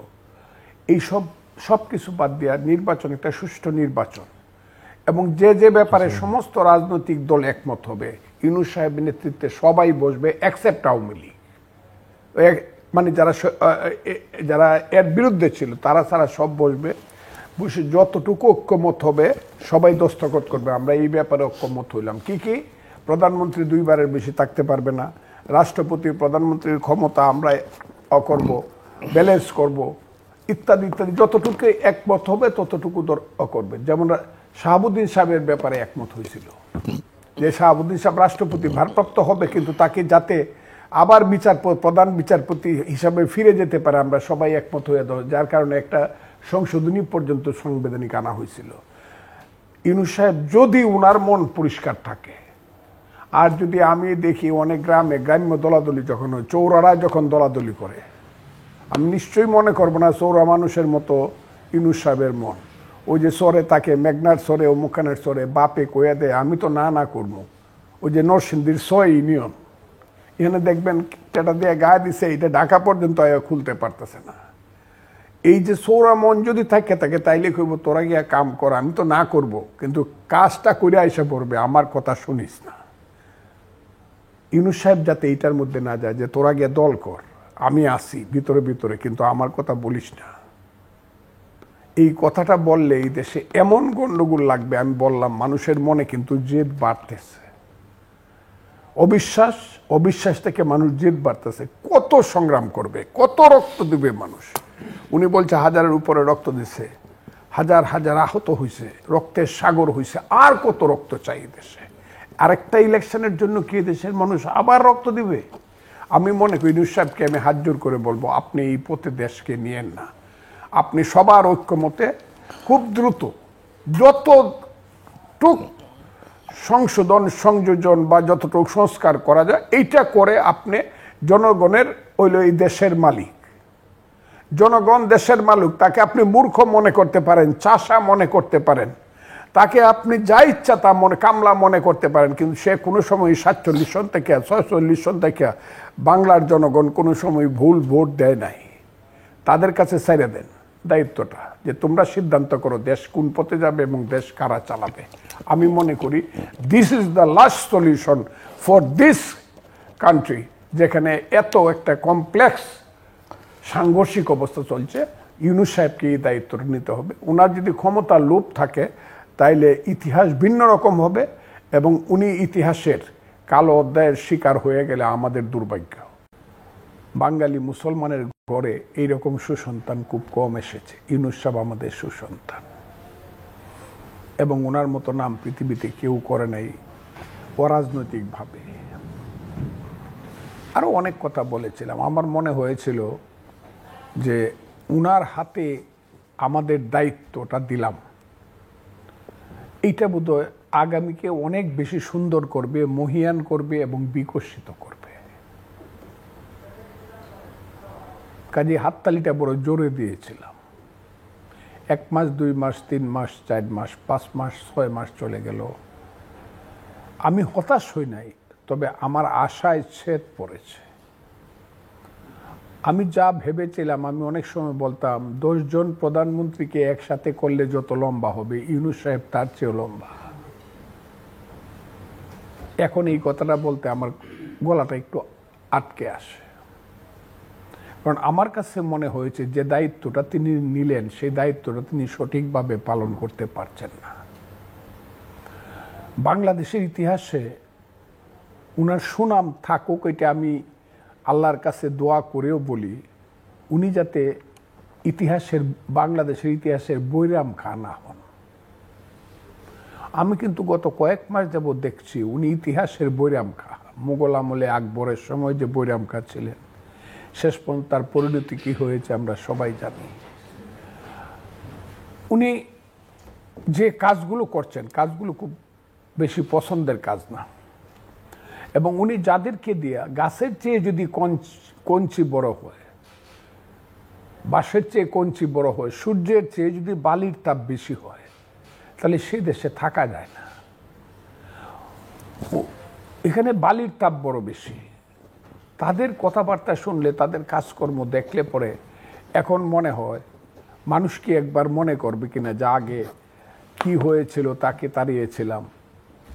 আমি গ্রাম্য ভাষায় বলি, ওনার বাড়ি হবিগঞ্জের নবীগঞ্জ, আমার বাড়ি কিশোরগঞ্জের ইটনা, ওনার বাড়ি থেকে মাত্র 20 মাইল দূরে আমার বাড়ি। আমাদের গ্রামে একটা কথা বলে, এক বউ সাল্লাম আমি চাউল কাওয়ানের ডরে, এখন দেখি আরেক বউ ধানে চাউলে গেলে। এই সরকারের মধ্যে আমার এই জিনিসটা প্রবণতা আসছে। শেখ হাসিনাকে আমি চিনতাম এই কারণে যে ডাইরেক্ট চিনতাম যে গণতন্ত্র চায় না, রাষ্ট্র ক্ষমতা দখল করতে চায়, টাকা লুটপাট করতে চায়, এই করতে চায়, এবং তার জন্য সব কিছু সে দিনের ভোট রাতে করতে, তাকে চিনতাম। কিন্তু এখন যারা আছে তারা কিন্তু খারাপ কাজ করে, কিন্তু তাদেরকে চিনতে পারতেছি না। এখন কুয়াশা এবং ধোঁয়াশা মানুষটা একটু দূরে হলে টর্চ লাইট ধরে আর দেখা যায় না। অন্ধকারে কিন্তু টর্চ লাইট দেখলে আলোকিত হয়, কিন্তু কুয়াশার মধ্যে কিন্তু টর্চ ধরলে আলোকিত হয় না। এখন যেন আমার মনে হইতেছে এটা কুয়াশা পড়েছে, ধোঁয়াশা পড়েছে, এখন আর টর্চ লাইট ধরলেও আলোকিত হয় না। বুঝতে পারছি না দেশ কোথায় যাবে। এই দেশ এখন যে অবস্থায় আছে, এই দেশটা তো আমি চাই না। আমি আমার মৃত্যু চাই। আবারও বললাম, আমি কিবরিয়া ভাইয়ের সামনে, আমি আমার মুক্তিযোদ্ধার মৃত্যু চাই। কেন যুদ্ধ করে একটা দেশ স্বাধীন করছিলাম? আমি এই কারণে দেশ স্বাধীন করছিলাম যে প্রতি মুহূর্তে আমাকে ভীত থাকতে হবে যে কোথায় আল্লাহ কি করে, সমস্ত কিছু ভেঙে ছুঁড়ে তছনছ করে দিবে, সব আগুনে পুড়ে ছাই করে দিবে। আমার সঙ্গে একজনের মত মিলল না, তাকে আমি পছন্দ করি না, সেই কারণে তাকে আমি এমন একটা অবস্থানে নিয়ে যাব যে অবস্থানে গেলে পৃথিবীর মানুষ আমাকে ঘৃণা করবে, সেই অবস্থানে নিয়ে যাব। দেশটা যাচ্ছে কোন পথে? যে কাণ্ডগুলো গত কয়েকদিন যাবৎ হয়েছে, 5ই ফেব্রুয়ারির পরে ইউনূস সাহেব তো দেশেই ছিলেন, বসাই ছিলেন, উনি তো নেতা, উনি তো বলেন নাই। দায়িত্বটা কি উনি নিলেন নাকি উনি নিতে পারলেন না? যদি না পেরে থাকেন, উনি ব্যর্থ, হি শুড রিজাইন। আর দায়িত্বটা যদি উনি নিয়ে থাকেন 5 তারিখের পর থেকে, তাইলে কিন্তু এই দায়িত্বের কিন্তু আফটার এফেক্ট, রিজাল্ট, এটা কিন্তু ওনাকে নিতে হবে। এই কথা ওনাকে নিতে হবে। আরেকজন মানুষ আছে, আসিফ নজরুল, সকালে একরকম, বিকালে আরেক রকম, দুপুর রাত্রে আরেক রকম। আমি তাকে চিনতাম বয়সে, আমি যেদিন আইএ পাস করি ওই দিন তার জন্ম হয়েছে, 66 সনে তার জন্ম। আমি চিনতাম তাকে, কিভাবে চিনতাম সেটা আর আজকে আর বললাম না, কিন্তু তখন মনে হইতো প্রফেসর মানুষিতে। কিন্তু আজকে আমার কাছে মনে হয়েছে বাংলাদেশের যে এই যে কুয়াশা, ধোঁয়াশা, বাংলাদেশে অনিশ্চয়তা, মানুষের জীবন যে আজকে ধুকে ধুকে মৃত্যুর দিকে এগিয়ে যাচ্ছে, সব জায়গাতে অস্থিরতা, সারা পৃথিবী আমাদেরকে ঘৃণা করে যে আমরা নাকি অসভ্যের জাত, সেটার দায়িত্ব কিন্তু জনাব আসিফ নজরুল সাহেবকে নিতে হবে। আমি মনে করি গত 6 মাসে কোনো ধরনের কোনো পরিবর্তন হয় নাই, বরং পরিবর্তনটা হয়েছে বিপরীত দিকে, খারাপের দিকে। হ্যাঁ, কালকে একটু আলোকিত দেখলাম, ক্লাস 5 পর্যন্ত প্রাইমারি স্কুল আমাদের দেশে খেলাধুলা হয়। আগে হয়তো পাকিস্তান দিবসে 15ই আগস্টে, 14ই আগস্টে, এখন 16ই ডিসেম্বর, 26শে মার্চে খেলাধুলা হয়। ছেলেরা দৌড় দেয়, 3 জন ফার্স্ট, সেকেন্ড, থার্ড হয়, অন্যরা মন খারাপ করে দাঁড়ায় থাকে। তখন মাস্টাররা বলে, আরে তোরাও মন খারাপ করিস না, তোদের জন্য পুরস্কার আছে, পুরস্কার, সান্ত্বনা পুরস্কার। সবরে 1 প্যাকেট করে, 2টা করে চকলেট দেয়া দেয়। তো এই যে রাজনীতিবিদদের মধ্যে চকলেট দেয়া দিচ্ছে, সেই চকলেট খাওয়ার মধ্যে আমার দল বিএনপি আছে কিনা, আমার কাছে কিন্তু এটা খুব, আমি একটা খুব স্পষ্টভাবে বললাম, চকলেট খাওয়ার মধ্যে আমার দল বিএনপি আছে, কিন্তু যদি না থাকে তাকে আমি খুব খুশি হব। কারণ আমার মনে হয় না ইউনূস সাহেব কালকে বিএনপিকে যে কথা দিছে সেই কথা উনি রক্ষা করবেন। আমার এটা মনে হয় না। কেন জানি মনে হয় না? আমার 60 বছরের অভিজ্ঞতা বলে। আর আমার যেটা মনে হয় না, এটা বাংলাদেশে হয় না। আমি 4টা আগস্ট বলছি, 24 ঘন্টার মধ্যে শেখ হাসিনা চলে যাবে, আল্লাহ উপরে বলছি আমি কথাটা। খুব 4টা আগস্ট, কালকে শেখ হাসিনা উত্তর সিরানা হয়ে গেছে তার সরকার, আর 24 ঘন্টা আছে। 22 ঘন্টা আমরা খেলছি, পাবলিক আর ছাত্র, আর 2 ঘন্টা আল্লাহ খেলছে। সে আল্লাহ 45 মিনিট বলছে, তোমাকে 45 মিনিট সময় দিলাম, হারুলের ডিম, either you fly or you die, either you fly or you die. উনি ফ্লাই করছে, আমি হইলে ফ্লাই করতাম না, আমি ডাই করতাম। এখনো বলে আমি ডাই করতাম। কাজেই দেশটা এখন যদি ইউনূস সাহেব কালকে বিএনপি নেতাদেরকে যে কথা দিছে, তাও মন্দের ভালো যে ডিসেম্বরের মধ্যে জনগণের প্রতিনিধিদের হাতে জনগণের মতামত অনুযায়ী একটা দায়িত্ব ছেড়ে দিবেন। সংস্কার, কুসংস্কার, অপসংস্কার এইসবের কথা বইলা একটা একটা কি বলবো, অনির্বাচিত ক্ষমতাকে প্রলম্বিত করা নয়, দীর্ঘায়িত করা নয়, দেশকে আরো অন্ধকারের দিকে নিয়ে যাওয়া নয়। এটা বাংলাদেশ, মনে রাখতে হবে। আমি সবসময় বলি, এই বাংলায় শুধু বেলি চামেলি আর জুই ফুল ফুটে না, এদেশে রক্ত গোলাপ, রক্ত যুব ফুটে। এদেশের জঙ্গলে শুধু কোকিলটা কান্না আসে, কোকিল ডাকে না, এদেশের জঙ্গলে রয়্যাল বেঙ্গল টাইগারও ডাকে। এই কথাটা যদি ইউনূস সাহেব এবং তার সরকার যদি মনে রাখে, হাসিনা মনে রাখে নাই, চলে গেছে, ইউনূস সাহেব সরকার যদি মনে রাখে ভালো হবে। তবে আমি আশা করি উনি মানুষকে যে ওয়াদা দিচ্ছেন যে ডিসেম্বরের মধ্যে ইলেকশনটাও দিয়ে দিবেন, জনগণের প্রতিনিধিদের হাতে ক্ষমতা হস্তান্তর করবেন, তাহলে মনে করব মোটামুটিভাবে রাইট অর রং এটা শেষটা ভালো। আমি একটা রাজনৈতিক দল করি, এক সময় আমি আওয়ামী লীগ করতাম, 40 বছর আমি আওয়ামী লীগ করেছি। আমি ছাত্রলীগের প্রেসিডেন্ট ছিলাম, সেক্রেটারি ছিলাম, আওয়ামী লীগের এমপি ছিলাম, সেন্ট্রাল এক্সিকিউটিভ, খুব এটা জানেন সবই আপনি, আমার তো আর বলার কিছু থাকে না। এখন আমি কিছু বললেই বলে উনি আওয়ামী লীগের পক্ষে বলে। এখন আমি যদি আপনাকে যে মুক্তিযুদ্ধ বললেই যদি পিছনের ছবিটা বঙ্গবন্ধু শেখ মুজিবুর রহমানের বাইশা উঠে, আমি কি করতে পারি? মুক্তিযুদ্ধ বললেই যদি যুদ্ধার খাতায় জেনারেল জিয়ার নামটা মেজর জিয়া বাইশা উঠে, আমি কি করতে পারি?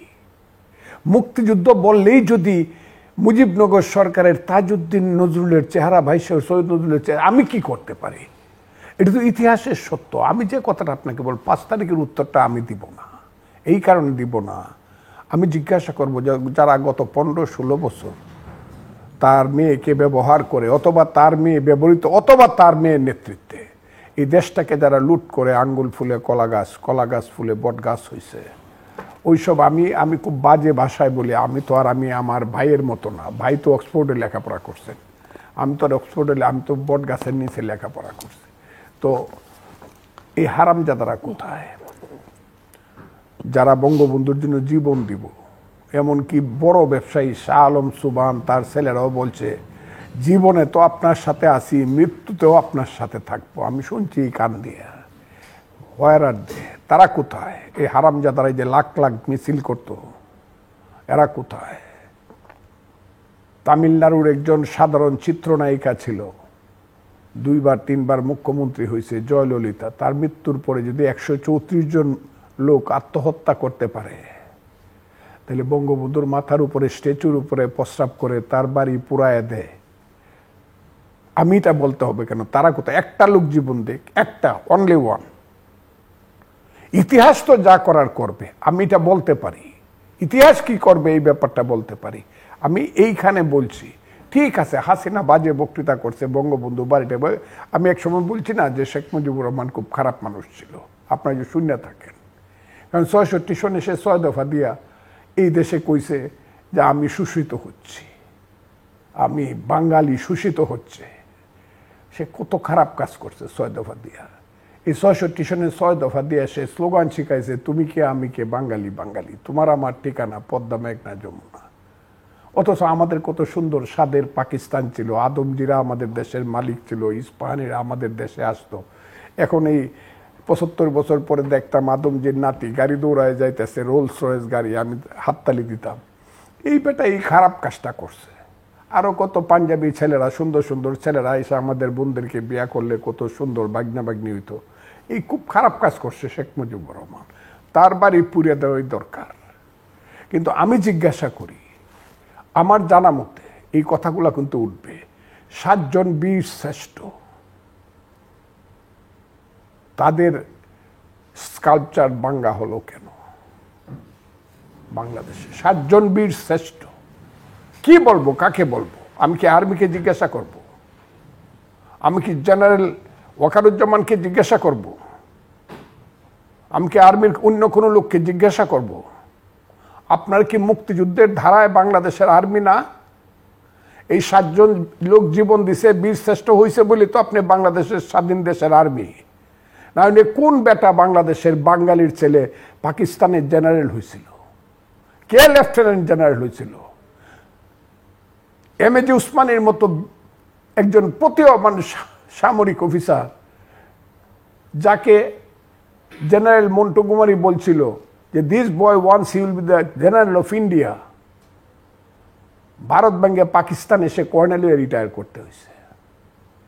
সেই যে আর্মির জেনারেলরা বৈশা আছে, হাজার হাজার general, lieutenant general, major general, brigadier general, তারা কেন দেখে না যে ঠিক আছে শেখ মুজিবের বাড়ি ভাঙ্গে দেখ? ত্যাগের মহিমায় নিজেকে আর মহিমান্বিত করতেছে, ত্যাগ করতেই চাই না। তো এটা আমি এই ঈদ লগনে বলতে চাই, বিখ্যাত বাউল সম্রাট শাহ আব্দুল করিমের একটা কলি শুধু আমি বলব। আমি জাস্ট একটু বলে রাখি, আমি জানি যে আপনার সংগ্রহে, আপনার মাথার মধ্যে প্রচুর গান, প্রচুর শ্লোক, প্রচুর কবিতা আছে। আপনি কথার ফাঁকে ফাঁকে আমাদেরকে অন্য সময় শোনান, আজকেও শোনাবেন, এবং কখনো সুরে সুরে, কখনো আপনি যেভাবে রিসাইট করেন সেভাবে করবেন, প্লিজ। না, ওই কথাটা আমি বলতে চাই, এই কথাটা আমার সাংঘাতিক পছন্দের কথা। শাহ আব্দুল করিম জীবনে কোনোদিন লেখাপড়া করেন নাই, 13 দিন প্রাইমারি স্কুলে গিয়েছিলেন, আর যাননি। উনি আগে কি সুন্দর দিন কাটাইতাম, এই গানটার মাঝে শেষ কথাটা বলছে, মানুষ ছিল সরল, ছিল ধর্মবল, সবাই পাগল, বড় লোক হইতাম। আমি ঈদুল ফিতরে আমাদের মনের গ্লানি দূর করব, আমরা পরস্পরকে ভালোবাসবো, দেশকে ভালোবাসবো, কিন্তু সবচেয়ে ভালোবাসবো মানুষের জীবনের ত্যাগ করাকে। ত্যাগের প্রতি হলো সমস্ত মানুষের প্রতি, এটাই হলো আমার সবচেয়ে বড় আবেদন এবং চাওয়া। আপনার কাছে শুনবো অ্যাডভোকেট উম্মে কুলসুম রেখা। রমজান শেষে যে ঈদের যে শুভেচ্ছা প্রত্যেক বারে আমি 30 বছর বা 32 বছর থেকে দিয়ে আসছি ইটনা অষ্টগ্রাম মিঠামনবাসীকে, এবং মেসেজের মাধ্যমে সব সময় আমি দিয়ে থাকি এটা। তো আমি আশা করব যে ঈদের যে শুভেচ্ছা প্রত্যেকের সুখ শান্তি বয়ে আনবে, এবং সারা বাংলাদেশে আজকের ঈদ যেন সফল হয় এবং মানুষের জন্য কল্যাণ বয়ে আনতে পারে, এই ঈদকে উপলক্ষ করে ধন্যবাদ জানাচ্ছি এবং শুভেচ্ছা জানাচ্ছি। একটু আমি আপনার কাছ থেকে শুনতে চাই যে ঈদের দিনটা ইউজুয়ালি সাধারণভাবে আপনারা কিভাবে কাটান, আপনি, এবং আমরা জানি যে অন্য সাধারণ মানুষের ঈদের চাইতে রাজনীতিবিদদের ঈদটা অনেক আলাদা, কারণ রাজনীতিবিদদের আসলে পরিবার অনেক বড়, তার নেতা কর্মী জনগণ সব মিলিয়ে। সো আপনারা কিভাবে ঈদের দিন কাটান? ইউজুয়ালি সবসময় তো একই রকম হয় না, ব্যতিক্রম হয়, কিন্তু মোটা দাগে কিভাবে কাটান? ঈদের যে ঈদুল ফিতরটা আমরা সাধারণত ঢাকায় করে থাকি, ছেলে মেয়েদেরকে নিয়েই করে থাকি, বা 30 বছর থেকে এখানেই করে থাকি, কিন্তু বিয়ের পরে আর কখনো বাবার বাড়িতে ঈদ করা হয়নি আমার। আপনার বাবার বাড়ি কোথায়? গাইবান্ধা। গাইবান্ধাতে। উনি কিশোরগঞ্জের? উনি কিশোরগঞ্জের। শ্বশুর বাড়ি? তো শ্বশুর বাড়ি, তো মাঝে মাঝে আবার শ্বশুর বাড়িতেই সবসময় ঈদটা করা হয়, ঈদুল আজহাটা ওখানেই সবসময়ই করা হয়। এই মানে একটাই ঢাকায়, একটাই না, দুইটা ঈদে আমি এলাকায় করি। মানে আগে কিছু ঈদ হয়েছে ব্যতিক্রম, কিন্তু আমি এলাকায় ঈদ করি সবসময়। তবে বাচ্চারা অনেক সময় থাকলে হয় কি, অনেক সময় দেখা যায় যে বাচ্চাদের ছেড়েও আমরা ঈদ করেছি আর কি, এলাকায় গিয়ে করতে হয়েছে। যে জনতা কি করেন ঈদের দিনগুলোতে? আপনি কি রাজনৈতিক পরিবারের সন্তান? মানে উনি তো একদম, না আমি বলছি যে উনি তো একদম হার্ডকোর রাজনীতিবিদ। আপনি কি আপনার পরিবারে, আপনার পৈতৃক পরিবারে কেউ রাজনীতির সঙ্গে ছিলেন? হ্যাঁ, রাজনীতির সঙ্গেই ছিলাম। যে 71-এর যুদ্ধে আমার 2 ভাই শহীদ হয়েছেন, যার কারণে ওই রাজনীতির সাথেই আমি সম্পৃক্ত ছিলাম আর কি। ছাত্রলীগ করতাম, তারপরে মনিরান হল শাখার সভানেত্রী ছিলাম, তো সেই মহিলা আওয়ামী লীগের সেন্ট্রাল কমিটির মেম্বার ছিলাম। ওই কারণে রাজনৈতিক পরিবারই আমার বেড়ে ওঠা। সেই সূত্রেই কি আপনাদের যোগাযোগ? সেই সূত্রেই যোগাযোগ। উনি তো তখন ছাত্রলীগের প্রেসিডেন্ট ছিলেন, তখন আমি রাজশাহী ইউনিভার্সিটি, তখন 82 সালে উনি গিয়েছিলেন আর কি রাজশাহী ইউনিভার্সিটি। অনেক বক্তৃতা শুনেছি আর কি, চমৎকার বক্তৃতা, দূরের থেকে আর কি। তখন দূরের থেকে বক্তৃতা শুনেছি, ওনাকে তখন দেখা হয়নি আমার সাথে তার। তারপরে তো ঢাকায় আসলাম, ঢাকায় আসার পরে এখানে হাইকোর্টে জয়েন করলাম, দেখা হইতো, সালাম বিনিময় হতো, এরকম আর কি। তো বিয়ের সম্পর্ক কিভাবে হলো? ঈদের অনুষ্ঠান তো আমরা একটু খোলামেলা আলাপ করি, অন্য কিছু না। বিয়ে সম্পর্ক হলো 93 সালে। 92 সালে ওই তো মার্চ এপ্রিলের দিকে তার সাথে যোগাযোগ হলো বিভিন্ন ওয়েতে, ছাত্রলীগের বিভিন্ন ওয়েতেই যোগাযোগ হয়েছে আর কি। তারপরে তো 93 আসে বিয়ে, 6 জানুয়ারিতে বিয়ে হলো আর কি। ওখানে অবশ্য বলতে গেলে শেখ হাসিনাও উপস্থিত ছিলেন আর কি বিয়েতে। 93 সালে? হ্যাঁ, অনেক নেতা কর্মী সবাই উপস্থিত ছিলেন আর কি। তো প্রস্তাব কি ওনার দিক থেকে না আপনার দিক থেকে? ওনার দিক থেকে আসছে প্রস্তাবটা। আপনার কোনো দ্বিধা ছিল না? এক বাক্যে রাজি হয়ে গেছে? দ্বিধাদ্বন্দ্ব তো ছিলই, তারপরও ছাত্রলীগ যেহেতু করতো বা আওয়ামী লীগ করতো, সেই কারণেই ছাত্রলীগের প্রভাবশালী ডাকসাইটের নেতা এবং খুবই জনপ্রিয় বক্তা তুমুল বিয়েটা আবার আমাদের বিয়েটা হয়েছে গাজীউল হক সাহেবের বাসায়, অ্যাডভোকেট গাজীউল হক, আনামা গাজীউল হক ভাষা সৈনিক, ওনার বাসায় হয়েছেন আর কি। মিস্টার ফজলুর রহমান, আমি একটু আপনার পরিবার সম্পর্কে ধারণা নিতে চাই যে আপনার পরিবারে কারা আছে, কাদের নিয়ে আপনার, যদি একটু আপনি বলেন এবং কে কি করে সেটাও যদি একটা মোটামুটি ধারণা দেন। আমার পরিবার মানে কোর ফ্যামিলি যেটা আমি এক্সটেন্ডেড, আমি এসেছি একটা গ্রামীণ ফ্যামিলি থেকে। আমার গ্রামটা হলো আপনি গ্রেটার ময়মনসিংহে আমার জন্ম, ময়মনসিংহ জেলা, এখন কিশোরগঞ্জ জেলা। সেই জন্মটা ময়মনসিংহ সাব ডিভিশন কিশোরগঞ্জ, থানাটা ইটনা, হাওড়ের একদম মধ্যস্থল। আর আমার গ্রামটা হলো বিখ্যাত জয়সিদ্ধি। জয়সিদ্ধি হলো ভারতের প্রথম রেংলার আনন্দমোহন বসুর জন্মস্থান, যেটা যার নামে ময়মনসিংহে আনন্দমোহন কলেজ, বা ওই যে ধরেন বসু পরিবার, বসু বিজ্ঞান মন্দির, যিনি গাছের প্রাণ আছে যারা, ইত্যাদি ইত্যাদি। আমি একটা খুব বিখ্যাত গ্রামে জন্ম, ওই গ্রামটা খুব বিখ্যাত ওই কারণে আনন্দমোহন বসুর জন্মস্থান। কিন্তু আমি যে পরিবারে জন্মগ্রহণ করেছি সেই পরিবারটা হলো গ্রামের সাধারণ মধ্যবিত্ত পরিবার, সাধারণ মধ্যবিত্ত পরিবার। আমি জন্ম হয়ে আমার দাদাকে দেখি নাই, আমার দাদুকে দেখেছি। আমার বাবা তখন গ্রামীণ মাতবর, বয়স 32, 33, 34 বছর। অনেক সময় ফুটবল খেলতেও নেমে যেত, এবং গ্রামীণ মাতবর হিসাবে তার যথেষ্ট মানে প্রভাব প্রতিপত্তি ছিল। দাদার আমার একক সন্তান, আমার বাবা ছেলে, আমার ফুফুরা ছিলেন, এবং সম্পদ হিসাবে আমাদের ইউনিয়নের টোটাল মুসলমান পরিবারদের মধ্যে আমাদের সম্পদই মোটামুটিভাবে বেশি ছিল। যে কারণে গ্রামীণ মধ্যবিত্ত ফ্যামিলি, যেটা যেমন ধরেন 1000-1200 মণ ধান হওয়া, 5টা গাভী আছে বাড়িতে, 10 জন কাজের লোক আছে, হাঁক ডাক আছে, ফুটবল খেলা আছে, নৌকা দৌড় আছে, সাঁতার কাটা আছে, এইরকম একটা পরিবারই। রাত্রেবেলা আবার বাংলা ঘরে গান বাজনা হইতেছে, আমরা আবার আলাদাভাবে লেখাপড়া আমি আমার বড় ভাই করতেছি। আমরা 3 ভাই, বড় ভাই মারা বজলুর রহমান, আমি ফজলুর রহমান, ছোট জনের নাম সাইদুর রহমান, এক বোন। তো আমরা সবাই সাধারণভাবে, বজলুর রহমান থানা আওয়ামী লীগের প্রেসিডেন্ট ছিলেন, ইনসিডেন্টালি তাকে খুব ষড়যন্ত্রমূলকভাবে এই পৃথিবী থেকে সরায় দেওয়া হয়েছে ইন দ্য ইয়ার 1980, এবং আমার জীবনটাকে ওখানেই শেষ করে দেওয়া হয়েছে। ওইগুলো অনেক কনস্পিরেসির ব্যাপার, কিন্তু উনি তখন থানা আওয়ামী লীগের প্রেসিডেন্ট। তার ব্যক্তিত্বশালী লোক এই গ্রামীণ অঞ্চলে সাধারণত হয় না, তাকে হত্যা করা হলো চক্রান্ত করে। তারপরে এখন আমি বড়, আর আমার একটা ছোট ভাই আছে, স্কুলের হেডমাস্টার ছিল সে। এখন আমার বড় ভাইয়ের 1 ছেলে 3 মেয়ে, আমার 3 ছেলে 1 মেয়ে, আমার ছোট ভাইয়ের 3 ছেলে। আপনার ছেলে মেয়েরা কি করছে? আমার ছেলে মেয়েরা বড়জন, নাম সহ যদি একটু আমরা। আমার বড় ছেলের নাম হলো আনোয়ারুল কবির অর্ঘ, লন্ডনে একটা ইউনিভার্সিটি থেকে সে MS করে আইসায় এখন ব্যাংকে চাকরি করে, এটা একটা আন্তর্জাতিক ব্যাংক। আমার এরপরে হইল বিয়ে করেছে তো ছেলে, বিয়ে করেছে, আমার একটা নাতিও আছে। এরপরে হলো আমার মেয়ে, she is also so brilliant.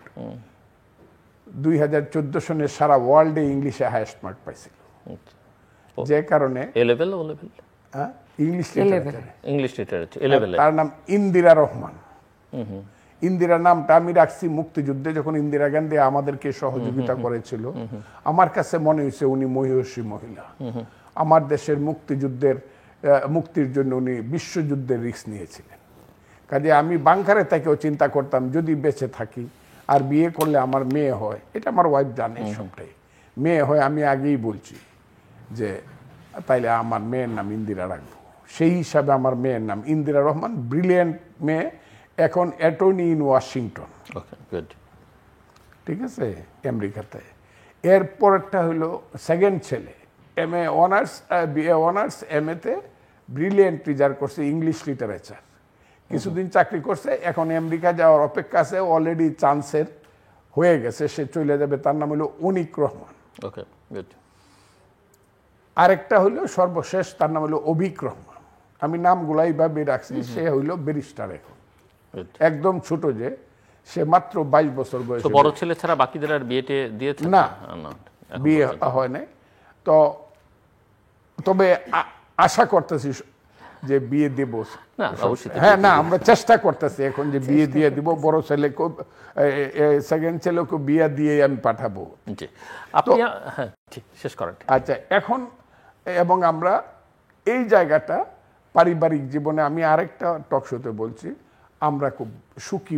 এইটা সাংঘাতিক ব্যাপার, আমরা 24 ঘন্টা দুইজনে একসাথে থাকি। সেটা তো আমরা দেখতেই পাই সবাই, কারণ আমাদের দুইজনের পেশায় আমরা একসাথে থাকি এবং আপনারা যেখানেই যান একসঙ্গে ছাড়া পারিবারিকভাবে আমরা আমি অন্তত দেখিনি আপনাদেরকে কখনো আলাদা। সো আমি একটু আপনার কাছ থেকে শুনতে চাই এবং আপনি একটু খোলামেলা ভাবে বলবেন। ঈদের দিন সবাই হয়তো এর মধ্যে অনেক হয়তো ভুলেও যাবে, কাজে আপনি নিশ্চিন্তে বলতে পারেন কেমন কাটছে আপনার মিস্টার ফজলুর রহমানের সঙ্গে দাম্পত্য জীবন, এবং ওনার কিছু ভালো দিক আপনি আমাদেরকে বলবেন, কারণ ওয়াইফদের চোখ দিয়ে অনেক ভালো দেখা যায়। একই সঙ্গে ওনার যে সীমাবদ্ধতা, দুর্বলতা, ত্রুটি, সেটাও আপনি বলবেন। আশা করি উনি মাইন্ড করবেন না, বাট ওনার কাছ থেকে আমি আপনার ব্যাপারে শুনব। ওনার যে আমি যখন ওনাকে মানে বিয়ে করি, তার একটাই দিক হলো যে মানে ওনার বক্তৃতা যখন করে তখন আপনাকে ঘরে বক্তৃতা শুনান না তো? না, আমি দূরের থেকে শুনেছি আর কি। না, বলছি আমি ঘরে আপনার ঘরের মধ্যে ঘরে গান টান শুনি আর কি। বক্তৃতা শুনি না, গান শুনি। তো অনেক সময় বলে না, হাজবেন্ডের কথা বললে যে তুমি এত, ওয়াইফরা হয়তো অনেক সময় বলে যে তুমি এত বক্তৃতা দিচ্ছ কেন, সেরকম না, এরকম কিছু না। আমি তো সবসময় মানে এই ব্যাপারে সবসময় সহযোগিতা করি আর কি। তো ওনার সবচেয়ে ভালো যে দেখাটা মানে গুণটা, সেটা হলো যে উনি একবার একটা জিনিস দেখে আর কি, পেপার পত্রিকায় যে কোনো জিনিসই যদি দেখে, তো ওইটা সে হুবহু বলতে পারে। দাড়ি কমা সিমিকলন এইটা তার ব্যাপার না, এইটা সে বলতে পারে। যেমন আমরা একটা জিনিস পড়লে সেটাকে আবার মাথার মধ্যে নিয়ে নোট করে নিতে হয়, তো ওনার আর সেটা লাগে না। হ্যাঁ, আর যে কোনো ব্যাপারে যদি জিজ্ঞেস করা হয় যে এইটার ব্যাপারে, আমি অনেক সময় যখন বুঝতে না পারি তখন যদি বলি যে এইটার মানেটা কি, এইটা কি, এটা ব্যাপারটা কি, কিন্তু ও কারেক্ট অ্যান্সারটা দিয়েছে আর কি। মানে ওনার মতো ঠিক আমার মেয়েটা ওই রকম একটা ইয়ে পেয়েছে আর কি। হ্যাঁ, এইটা তার একটা গুণ আছে। আবার সে খুব ইমোশন, তখন আবার গান টান গায় তখন খুব ভাওয়ায়া ভাটিয়ালি, হ্যাঁ, মাঝে মাঝে এটা শোনায় আর কি। কবিতা আবৃত্তি, এগুলো তো খুব ভালো বলতে পারেন আর কি। হাজবেন্ড হিসেবে কেমন? হাজবেন্ড হিসেবে ভালো, সারাক্ষণ তো একসাথেই থাকি। তার তো কিছু গুণ আছে, আবার তার যে একটু রাগী আছে, হঠাৎ করে রেগে যান, একটু দোষ ত্রুটি, একটু রাগ আছে, রাগটা আছে, এটাকে আবার একটু কন্ট্রোল করতে হয়। সেটাকে অন্যদের সঙ্গে দেখায় না, আপনার সঙ্গে দেখায়? অন্যদের সাথে অত দেখায় না, আপনার সঙ্গে পাবলিকের সাথে মাঝে মাঝে রাগ দেখায়, আবার পাবলিককে এটা আবার আমার ম্যানেজ করে নিতে হয় আর কি। এইটা আছে।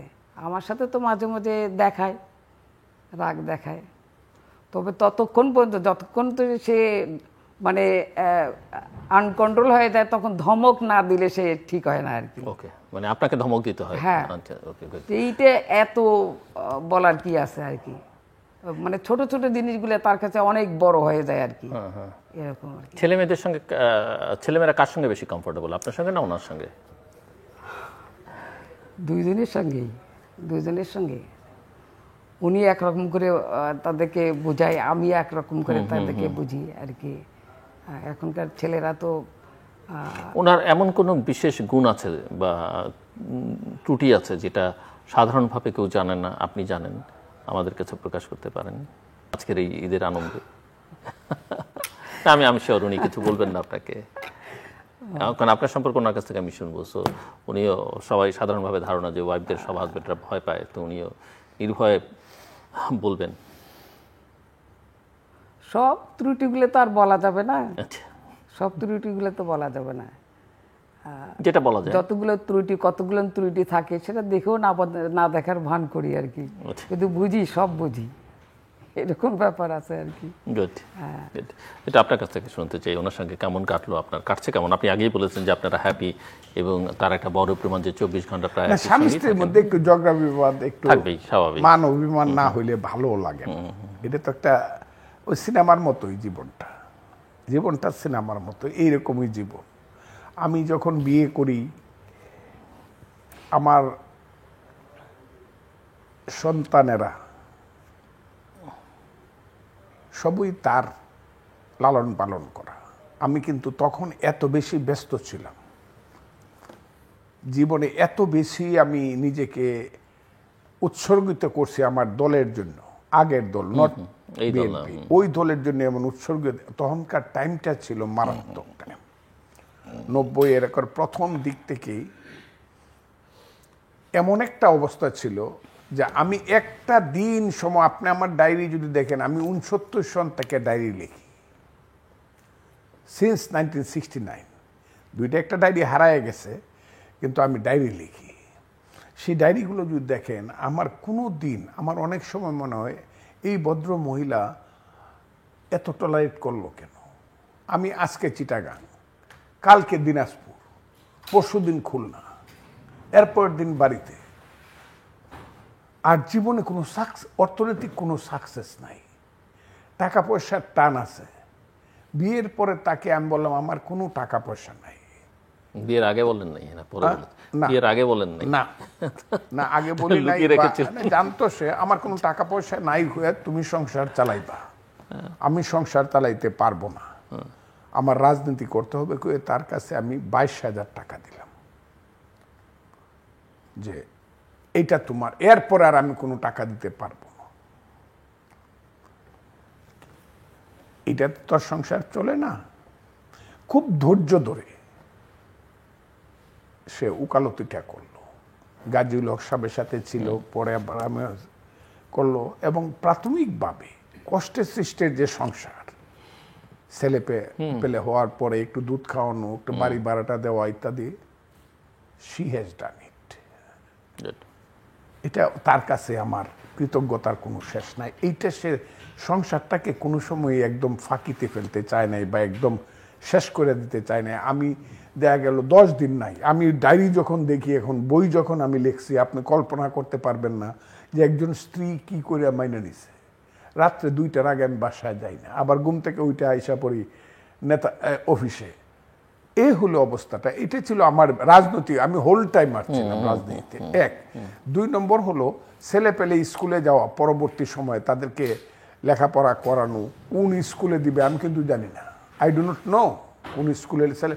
পরে জানছি যে ওই স্কুলে ভর্তি করা হয়েছে, কিন্তু আমাকে বলছে ছেলে পেলে স্কুল দিতেছে, তুমি চিন্তাও করো না। আমি বলছি আমার সময় নেই, ইউ গো ফর ইট। কিন্তু পরে দেখলাম বেস্ট যে স্কুলগুলো, মানে প্রাইভেট স্কুলগুলো, সেইখানে ছেলে পেলেদেরকে পড়াইছে, যেখানে পড়লে পরে ছেলেরা মোটামুটিভাবে একটা অবস্থানে যাইতে পারে, সেখানে পড়াইছে। এবং আমার ছেলে পেলেরা একটা দিনের জন্য আমার জন্য কোনো ঝগড়া আনে নাই, কোনো অভিযোগ আনে নাই। একদম 1 to MA মাস্টার ডিগ্রি সব একটানে পাস, এবং সুন্দর। তাদের কাজ হলো খাওয়া দাওয়া, বন্ধু বান্ধব, আড্ডা মারা, ব্রিলিয়েন্ট রেজাল্ট করা। আমার জন্য কোনো জঞ্জাল আনে নাই। হয় না যে মা বাপ সবসময় উদ্বিগ্ন থাকে একটা ছেলের জন্য, কি জঞ্জাল নো, এটা নিয়ে আসে নাই। আর তার মধ্যে পারিবারিক জীবনে যেটা আছে সেটা হলো সংসারটাকে খুব করে রাখে, খুব সিস্টেমেটিক করে রাখে। আর আমি হইলাম এখানে চাদরটা কই ফেললাম, আমার কাপড় কই গেল, চিরুনিটা কই, আমি কিচ্ছুই জানি না, কিন্তু I do not know anything. সব কিছু তাকেই রেডি করে রাখতে, আমি কিচ্ছু জানি না কই কি রাখি। আমি একদম জীবনে, আমার জীবনে কেন জানি সৃষ্টি হয়েছিলাম আমি রাজনীতি করার জন্য। এই যে উকালতি করি, উকালতি আমার ভালো লাগে না। এটা আমার কাছে কোনো মনে হয় না সাধনা, মনে হয় না। আমার সাধনা মনে হয় আমার রাজনীতি, মানুষ, সারা দিন মানুষ নিয়ে থাকি। এবং মানুষের সাথে এখন যে সম্পর্কটা হয়েছে, এই সম্পর্কটা হয়েছে মানুষের সাথে বাপের সঙ্গে সন্তানের যে সম্পর্ক। টাকা মারতে পারবে না, ওইটার ব্যাপারে আমি টাকা মারতে পারবে না, ওইটার ব্যাপারে আমি কোনো ছাড় নাই আমার। জি এবং এই কারণেই ও বলে যে আমি যে রাগারাগি করি, এই কারণে এই তুই আসবেন আমার এখানে। আবার দেখা গেল 2 দিন পরে আবার পিছন দিয়ে ওনার কাছে আবার আইসা মাপ টাপ চাইতেছে, এইরকম আর কি। জি আপনার কাছ থেকে একটু শুনছি আপনাদের মানে এই যে কর্মব্যস্ততা, পরিবার, রাজনীতি, পেশা, এর বাইরে আপনারা সময় কাটান কিভাবে, মানে বিনোদনের জন্য একটু একটু একটু শুনতে চাই। এর বাইরে অনেক সময় যে আমরা গান শুনি, প্রচুর গান শুনি। তারপরে কার গান বেশি শোনেন, মানে কার গান? রবীন্দ্রসঙ্গীত শুনি, সব ধরনের গানই শুনি। ও তো সব গানে, আজকে এটা ভালো লাগছে না, আচ্ছা কালকে ওইটা দাও। আচ্ছা আচ্ছা। রবীন্দ্রসঙ্গীতটা তো সবসময় শুনি আমরা। উনি তো শোনেন ভাওয়াইয়া ভাটিয়ালি থেকে আরম্ভ করে শাহ আব্দুল করিম থেকে আরম্ভ করে ভাটি এলাকার যত গান আছে সবই শোনেন আর কি। সব ধরনের গানই উনি মোটামুটিভাবে বলতে পারেন আর কি। আর মনে থাকে তার খুব, গানের লাইনগুলো, ছন্দগুলো সবগুলোতে থাকে। সুরটাও দিতে পারেন আর কি। এটা সাধারণত আমার পক্ষে সম্ভব হয় না। আমরা গান পছন্দ করি, গানটা জানি, 1 লাইন 2 লাইন হয়তো জানি, তার ভিতরে সবগুলো লাইন। এক লাইন 2 লাইন শোনাবেন আপনি আমাদেরকে? আমি ইয়ে করতে পারি না, উনি তো পারেন, উনি শোনাবেন। সো গান শোনেন, এর বাইরে আর কিছু, মানে বই পড়া, ছবি দেখা, ঘোরাঘুরি? না, বই সারাদিন বই তো আছেই, বই তো উনিও পড়েন। আর উনি যেটা পড়বেন এবং দেখবেন সেটা আবার আমার পাশে থেকে আবার শোনাবে। আচ্ছা। হ্যাঁ, এইটা আবার আলোচনা করে, কই গেলা তুমি, এটা এটা দেখছো না যে এই ব্যাপারটা, মানে ডিসকাস করবো আমার সাথে সবসময় আর কি। এটা তো আছি। আর সুযোগ পেলে আমরা একটু বাইরে যাওয়ার চেষ্টা করি আর কি। মেয়ের কাছেও যাই, ওখানে ঘোরাফেরা করি, বিশেষ করে সিলেট। আর ওনার মিটিংয়ে তো সবসময় আমি যাই আর কি, মিটিংয়ে সব সময় যাই। হ্যাঁ, সব সময় যাই এরকম। আর সিনেমা দেখা? সিনেমা দেখেছি অনেক আগে, মাঝে মাঝে অনেক আগে। এখন তো ইউটিউবে আছে, ঘরেই সিনেমা দেখা যায় আর কি। আর বিশেষ করে যে যারা রাজনীতিবিদ তাদের যে জীবনীগুলো দেখা যায়, সেটা দেখি। আবার কোনো সময় দেখা যায় কোন দেশটা কত সুন্দর, সেই দেশের যে ইউটিউবে এটা বের করে আবার শুনি। এটা সবসময় আমার অবসর পাইলে আমরা এটা দেখি আর কি। বাট আপনি যে এই যে বিয়ের সময় বা বিয়ের আগে কখনো দ্বিধা চিন্তা হয়নি যে একজন পলিটিশিয়ানকে বিয়ে করতে যাচ্ছেন, ঝুঁকিপূর্ণ, এই জেলে যেতে হলো, ওই পালিয়ে থাকতে হলো, এই দোষ করে নেই তারপরে বদনাম ঘাড়ে নিতে হচ্ছে, এইসব চিন্তা কাজ করেন? যেহেতু আমি পলিটিক্সে ইনভলভ ছিলাম, আপনি নিজেও তো? হ্যাঁ, ইনভলভ ছিলাম, আমি খুব ইন্টারেস্টেড ছিলাম যে পলিটিক্সে আর কি। যার কারণে উনি আওয়ামী লীগ করছেন, সেই কারণে তো একটা ইয়ে আছে। আমার ভাইয়ের কাছ থেকে শুনতাম, উনি এত ভালো বক্তৃতা করে। আমারে মাঝে মাঝে বলতো যে, তখন তো বলতো ফজলু ভাই এলো মুখস্থ বক্তৃতা করে, বলে যে মুখস্থ করে দেয়, আসলে কিন্তু তা না। বলেন মনে হয় ফ্লো দেখে মনে হয় যে সেরকম। আমি আবার মাঝে মাঝে বলি যে তোমার টেপ রেকর্ড তো বন্ধ হয় না, বলতেছে ধারাবাহিকভাবে বলে যাচ্ছে, এটার কোনো কমতি নাই। এরকম তো আছেই, সবসময় আছে এটা। আমি আপনার কাছে 3টে জিনিস শুনতে চাইব পরপর। একটা হচ্ছে যে আপনার জীবনের সেরা বক্তৃতা আপনি মনে করেন, অসংখ্য, আপনি বক্তা হিসেবে সেরা, সব বক্তৃতাই সেরা, তার মধ্যেও কিছু ভালো, যেটা এখনও আপনার মাথার মধ্যে আছে, সেখান থেকে কয়েকটা লাইন আমাকে শোনাবেন, আমাদের দর্শকদের শোনাবেন, প্রথম। দ্বিতীয়, আপনি সবসময় এমনিতে সাধারণ আমরা যখন শো করি তখন আপনি নানান কবিতা থেকে, নানান জায়গা থেকে উদ্ধৃতি করেন, আবৃত্তির ঢঙে আবৃত্তি করবেন কোনো কয়েকটা কবিতার লাইন, এবং একটা গান শোনাবেন। পরপর এই 3টে কাজ আপনি আমাদের করবেন। আপনি যেখানে সঙ্গ দিয়ে আর আপনি ওনাকে, আমরা শেষের দিকে প্রায়। আমি বলি, আমি এখন একটা দল করি, আমি কথা কইতে অনেক সংকোচ হয় আমার, যে আমার দলের মানুষ কি মনে করে, কিন্তু তাদের সেই উদারতাটা দলের নেতাদের আছে, সবাই জানে যে আমি দলটা করতাম।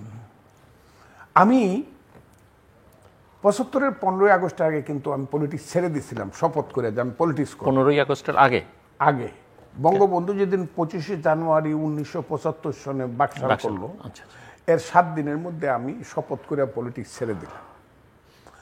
দিয়ে আইসা I got myself admitted again in Dhaka university. এটা হলো জুন মাসের 6 তারিখে। উনি 25 জানুয়ারি বাকশাল করলেন, আমার বড় ভাই বললেন তুমি যদি রাজনীতি না করো আবার গিয়ে ইউনিভার্সিটিতে ভর্তি। মানে ছেড়ে দিলেন কেন? বাকশাল করাটা আপনার পছন্দ হয়নি সেই জন্য? আমার তখনকার রাজনীতিটা পছন্দ হতো না। তখন মনে হইতেছিল যে ফাও মানুষ রাজনীতিতে আসছে, বাজে মানুষ রাজনীতি ভালো জিনিস না আমার মনে হয়।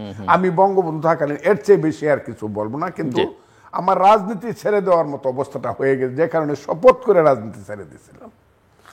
আবার আইসা আমি ভর্তি হইলাম। ভর্তি হওয়ার পরে ঢাকা ইউনিভার্সিটিতে ওই এক নেতা এক দেশ, বঙ্গবন্ধু বাংলাদেশ ইত্যাদি ইত্যাদি স্লোগান সারা হলে হলে, শুধু বাকশাল জাতীয় ছাত্রলীগের স্লোগান। কারণ ভাইস চ্যান্সেলর মতিন চৌধুরী পর্যন্ত এটার মেম্বার, নীলিমা ইব্রাহিম এটার মেম্বার, আর নেতারা তো আছে। আমি এগুলো চোখ না বুঝে প্রতিদিন গিয়া ক্লাস করতাম।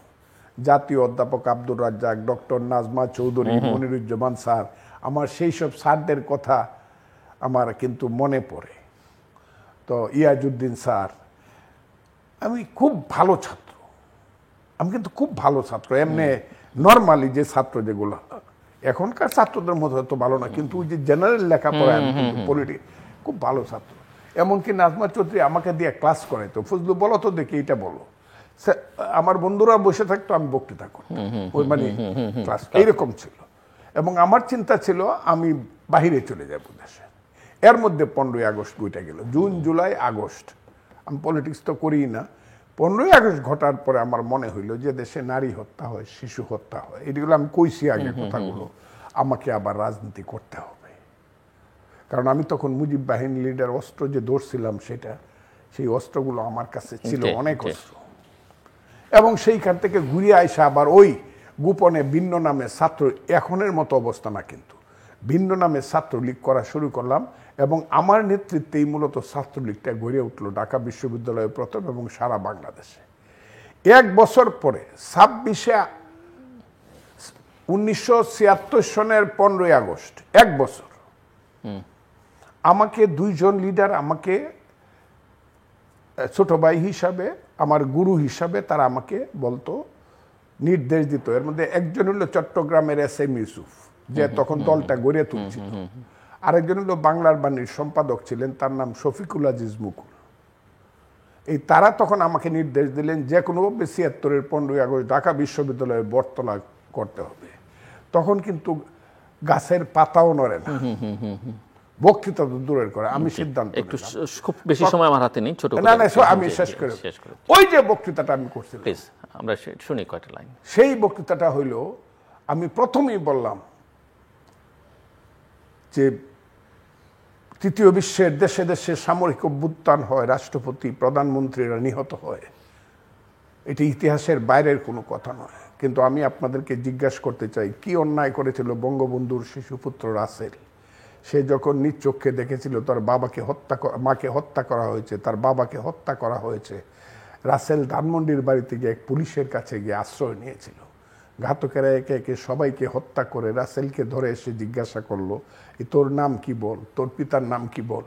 রাসেল সেদিন কেঁদে কেঁদে বলেছিল, আমি আমার নাম বলবো না, আমি আমার পিতার নাম বলবো না, আমি বাংলার একজন শিশু সন্তান, বাংলার আলো বাতাসে আমি বাঁচতে চাই, তোমরা আমাকে হত্যা করো না, তোমরা আমাকে বাঁচিয়ে রাখো, বাংলার ঘরে ঘরে আমি ভিক্ষা করে খাবো, আমি কোনোদিন পরিচয় দিব না যে আমি শেখ মুজিবের সন্তান ছিলাম। মাসুম বাচ্চার কান্দনে সেদিন আল্লাহর আরশ কেঁপে গিয়েছিল, ঘাতকের মন কাঁপেনি, ব্যানার দিয়ে খুঁজে সেই মাসুম বাচ্চাটাকে পর্যন্ত হত্যা করেছিল। এই যে বক্তৃতাটা 76-এর 15ই আগস্ট আমি শুরু করলাম, এই মর্মস্পর্শী। আমি এই বক্তৃতাটা যখন করতাম কোনো মানুষ স্থির থাকতে পারতো না। এখন তো আমি নর্মালি কথাটা কইলাম, স্থিরতা এটা হলো, এইটা ওই যে বঙ্গবন্ধু রাজনীতি জাগানোর অন্যতম এক। 2 নম্বর হলো, আমি কিন্তু আপনার কাছে আমি সবচেয়ে ভালো কবিতার লাইনও শুনতে চাই এবং একটা গানেরও কয়েকটা লাইন শুনতে চাই। আমি একটা কথা শেষ করে 1 সেকেন্ড। জি জি। আমি সবচেয়ে গুরুত্বপূর্ণ বক্তৃতা করছি মেয়র হানিফের মেয়র ইলেকশন। ঢাকা সিটি তখন জানলো যে একজন বক্তা আছে বাংলাদেশে, মেয়র হানিফের মেয়র ইলেকশনে। আর কি জিজ্ঞেসেন? কবিতার লাইন।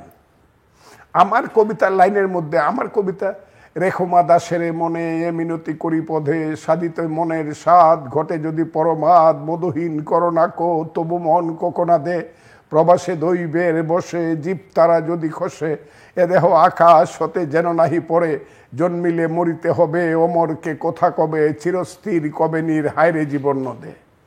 বা এইরকম 2 বিঘা জমির সুন্দরী মম জননী বঙ্গভূমি, গঙ্গার তীর, স্নিগ্ধ সমীর, জীবন জোড়ালে তুমি, অবারিত মাঠ, গগন ললাট, চুমিতব পদধূলি, ছায়া সুনিবীর, শান্তির নীর, ছোট ছোট গ্রামগুলি, পল্লবগণ, আম্র কানন, রাখালের খেলা গেহ, স্তব্ধ তল, দিঘি কালো জল, নিশিত শীতল স্নেহ, বুক ভরা মধু, বঙ্গের বধূ, জল লয়ে যায় ঘরে, মা বলিতে প্রাণ করে আনচান, চোখে আসে জল ভরে।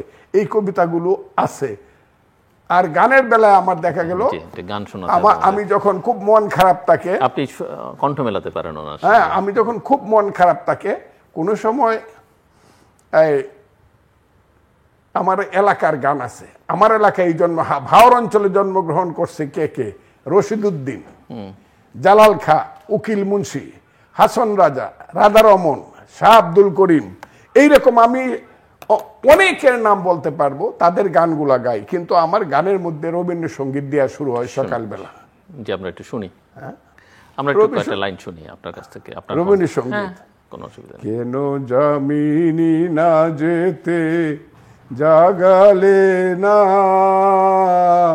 বেলা হলো মই লাজে, কেন জামিনী না যেতে জাগালে না,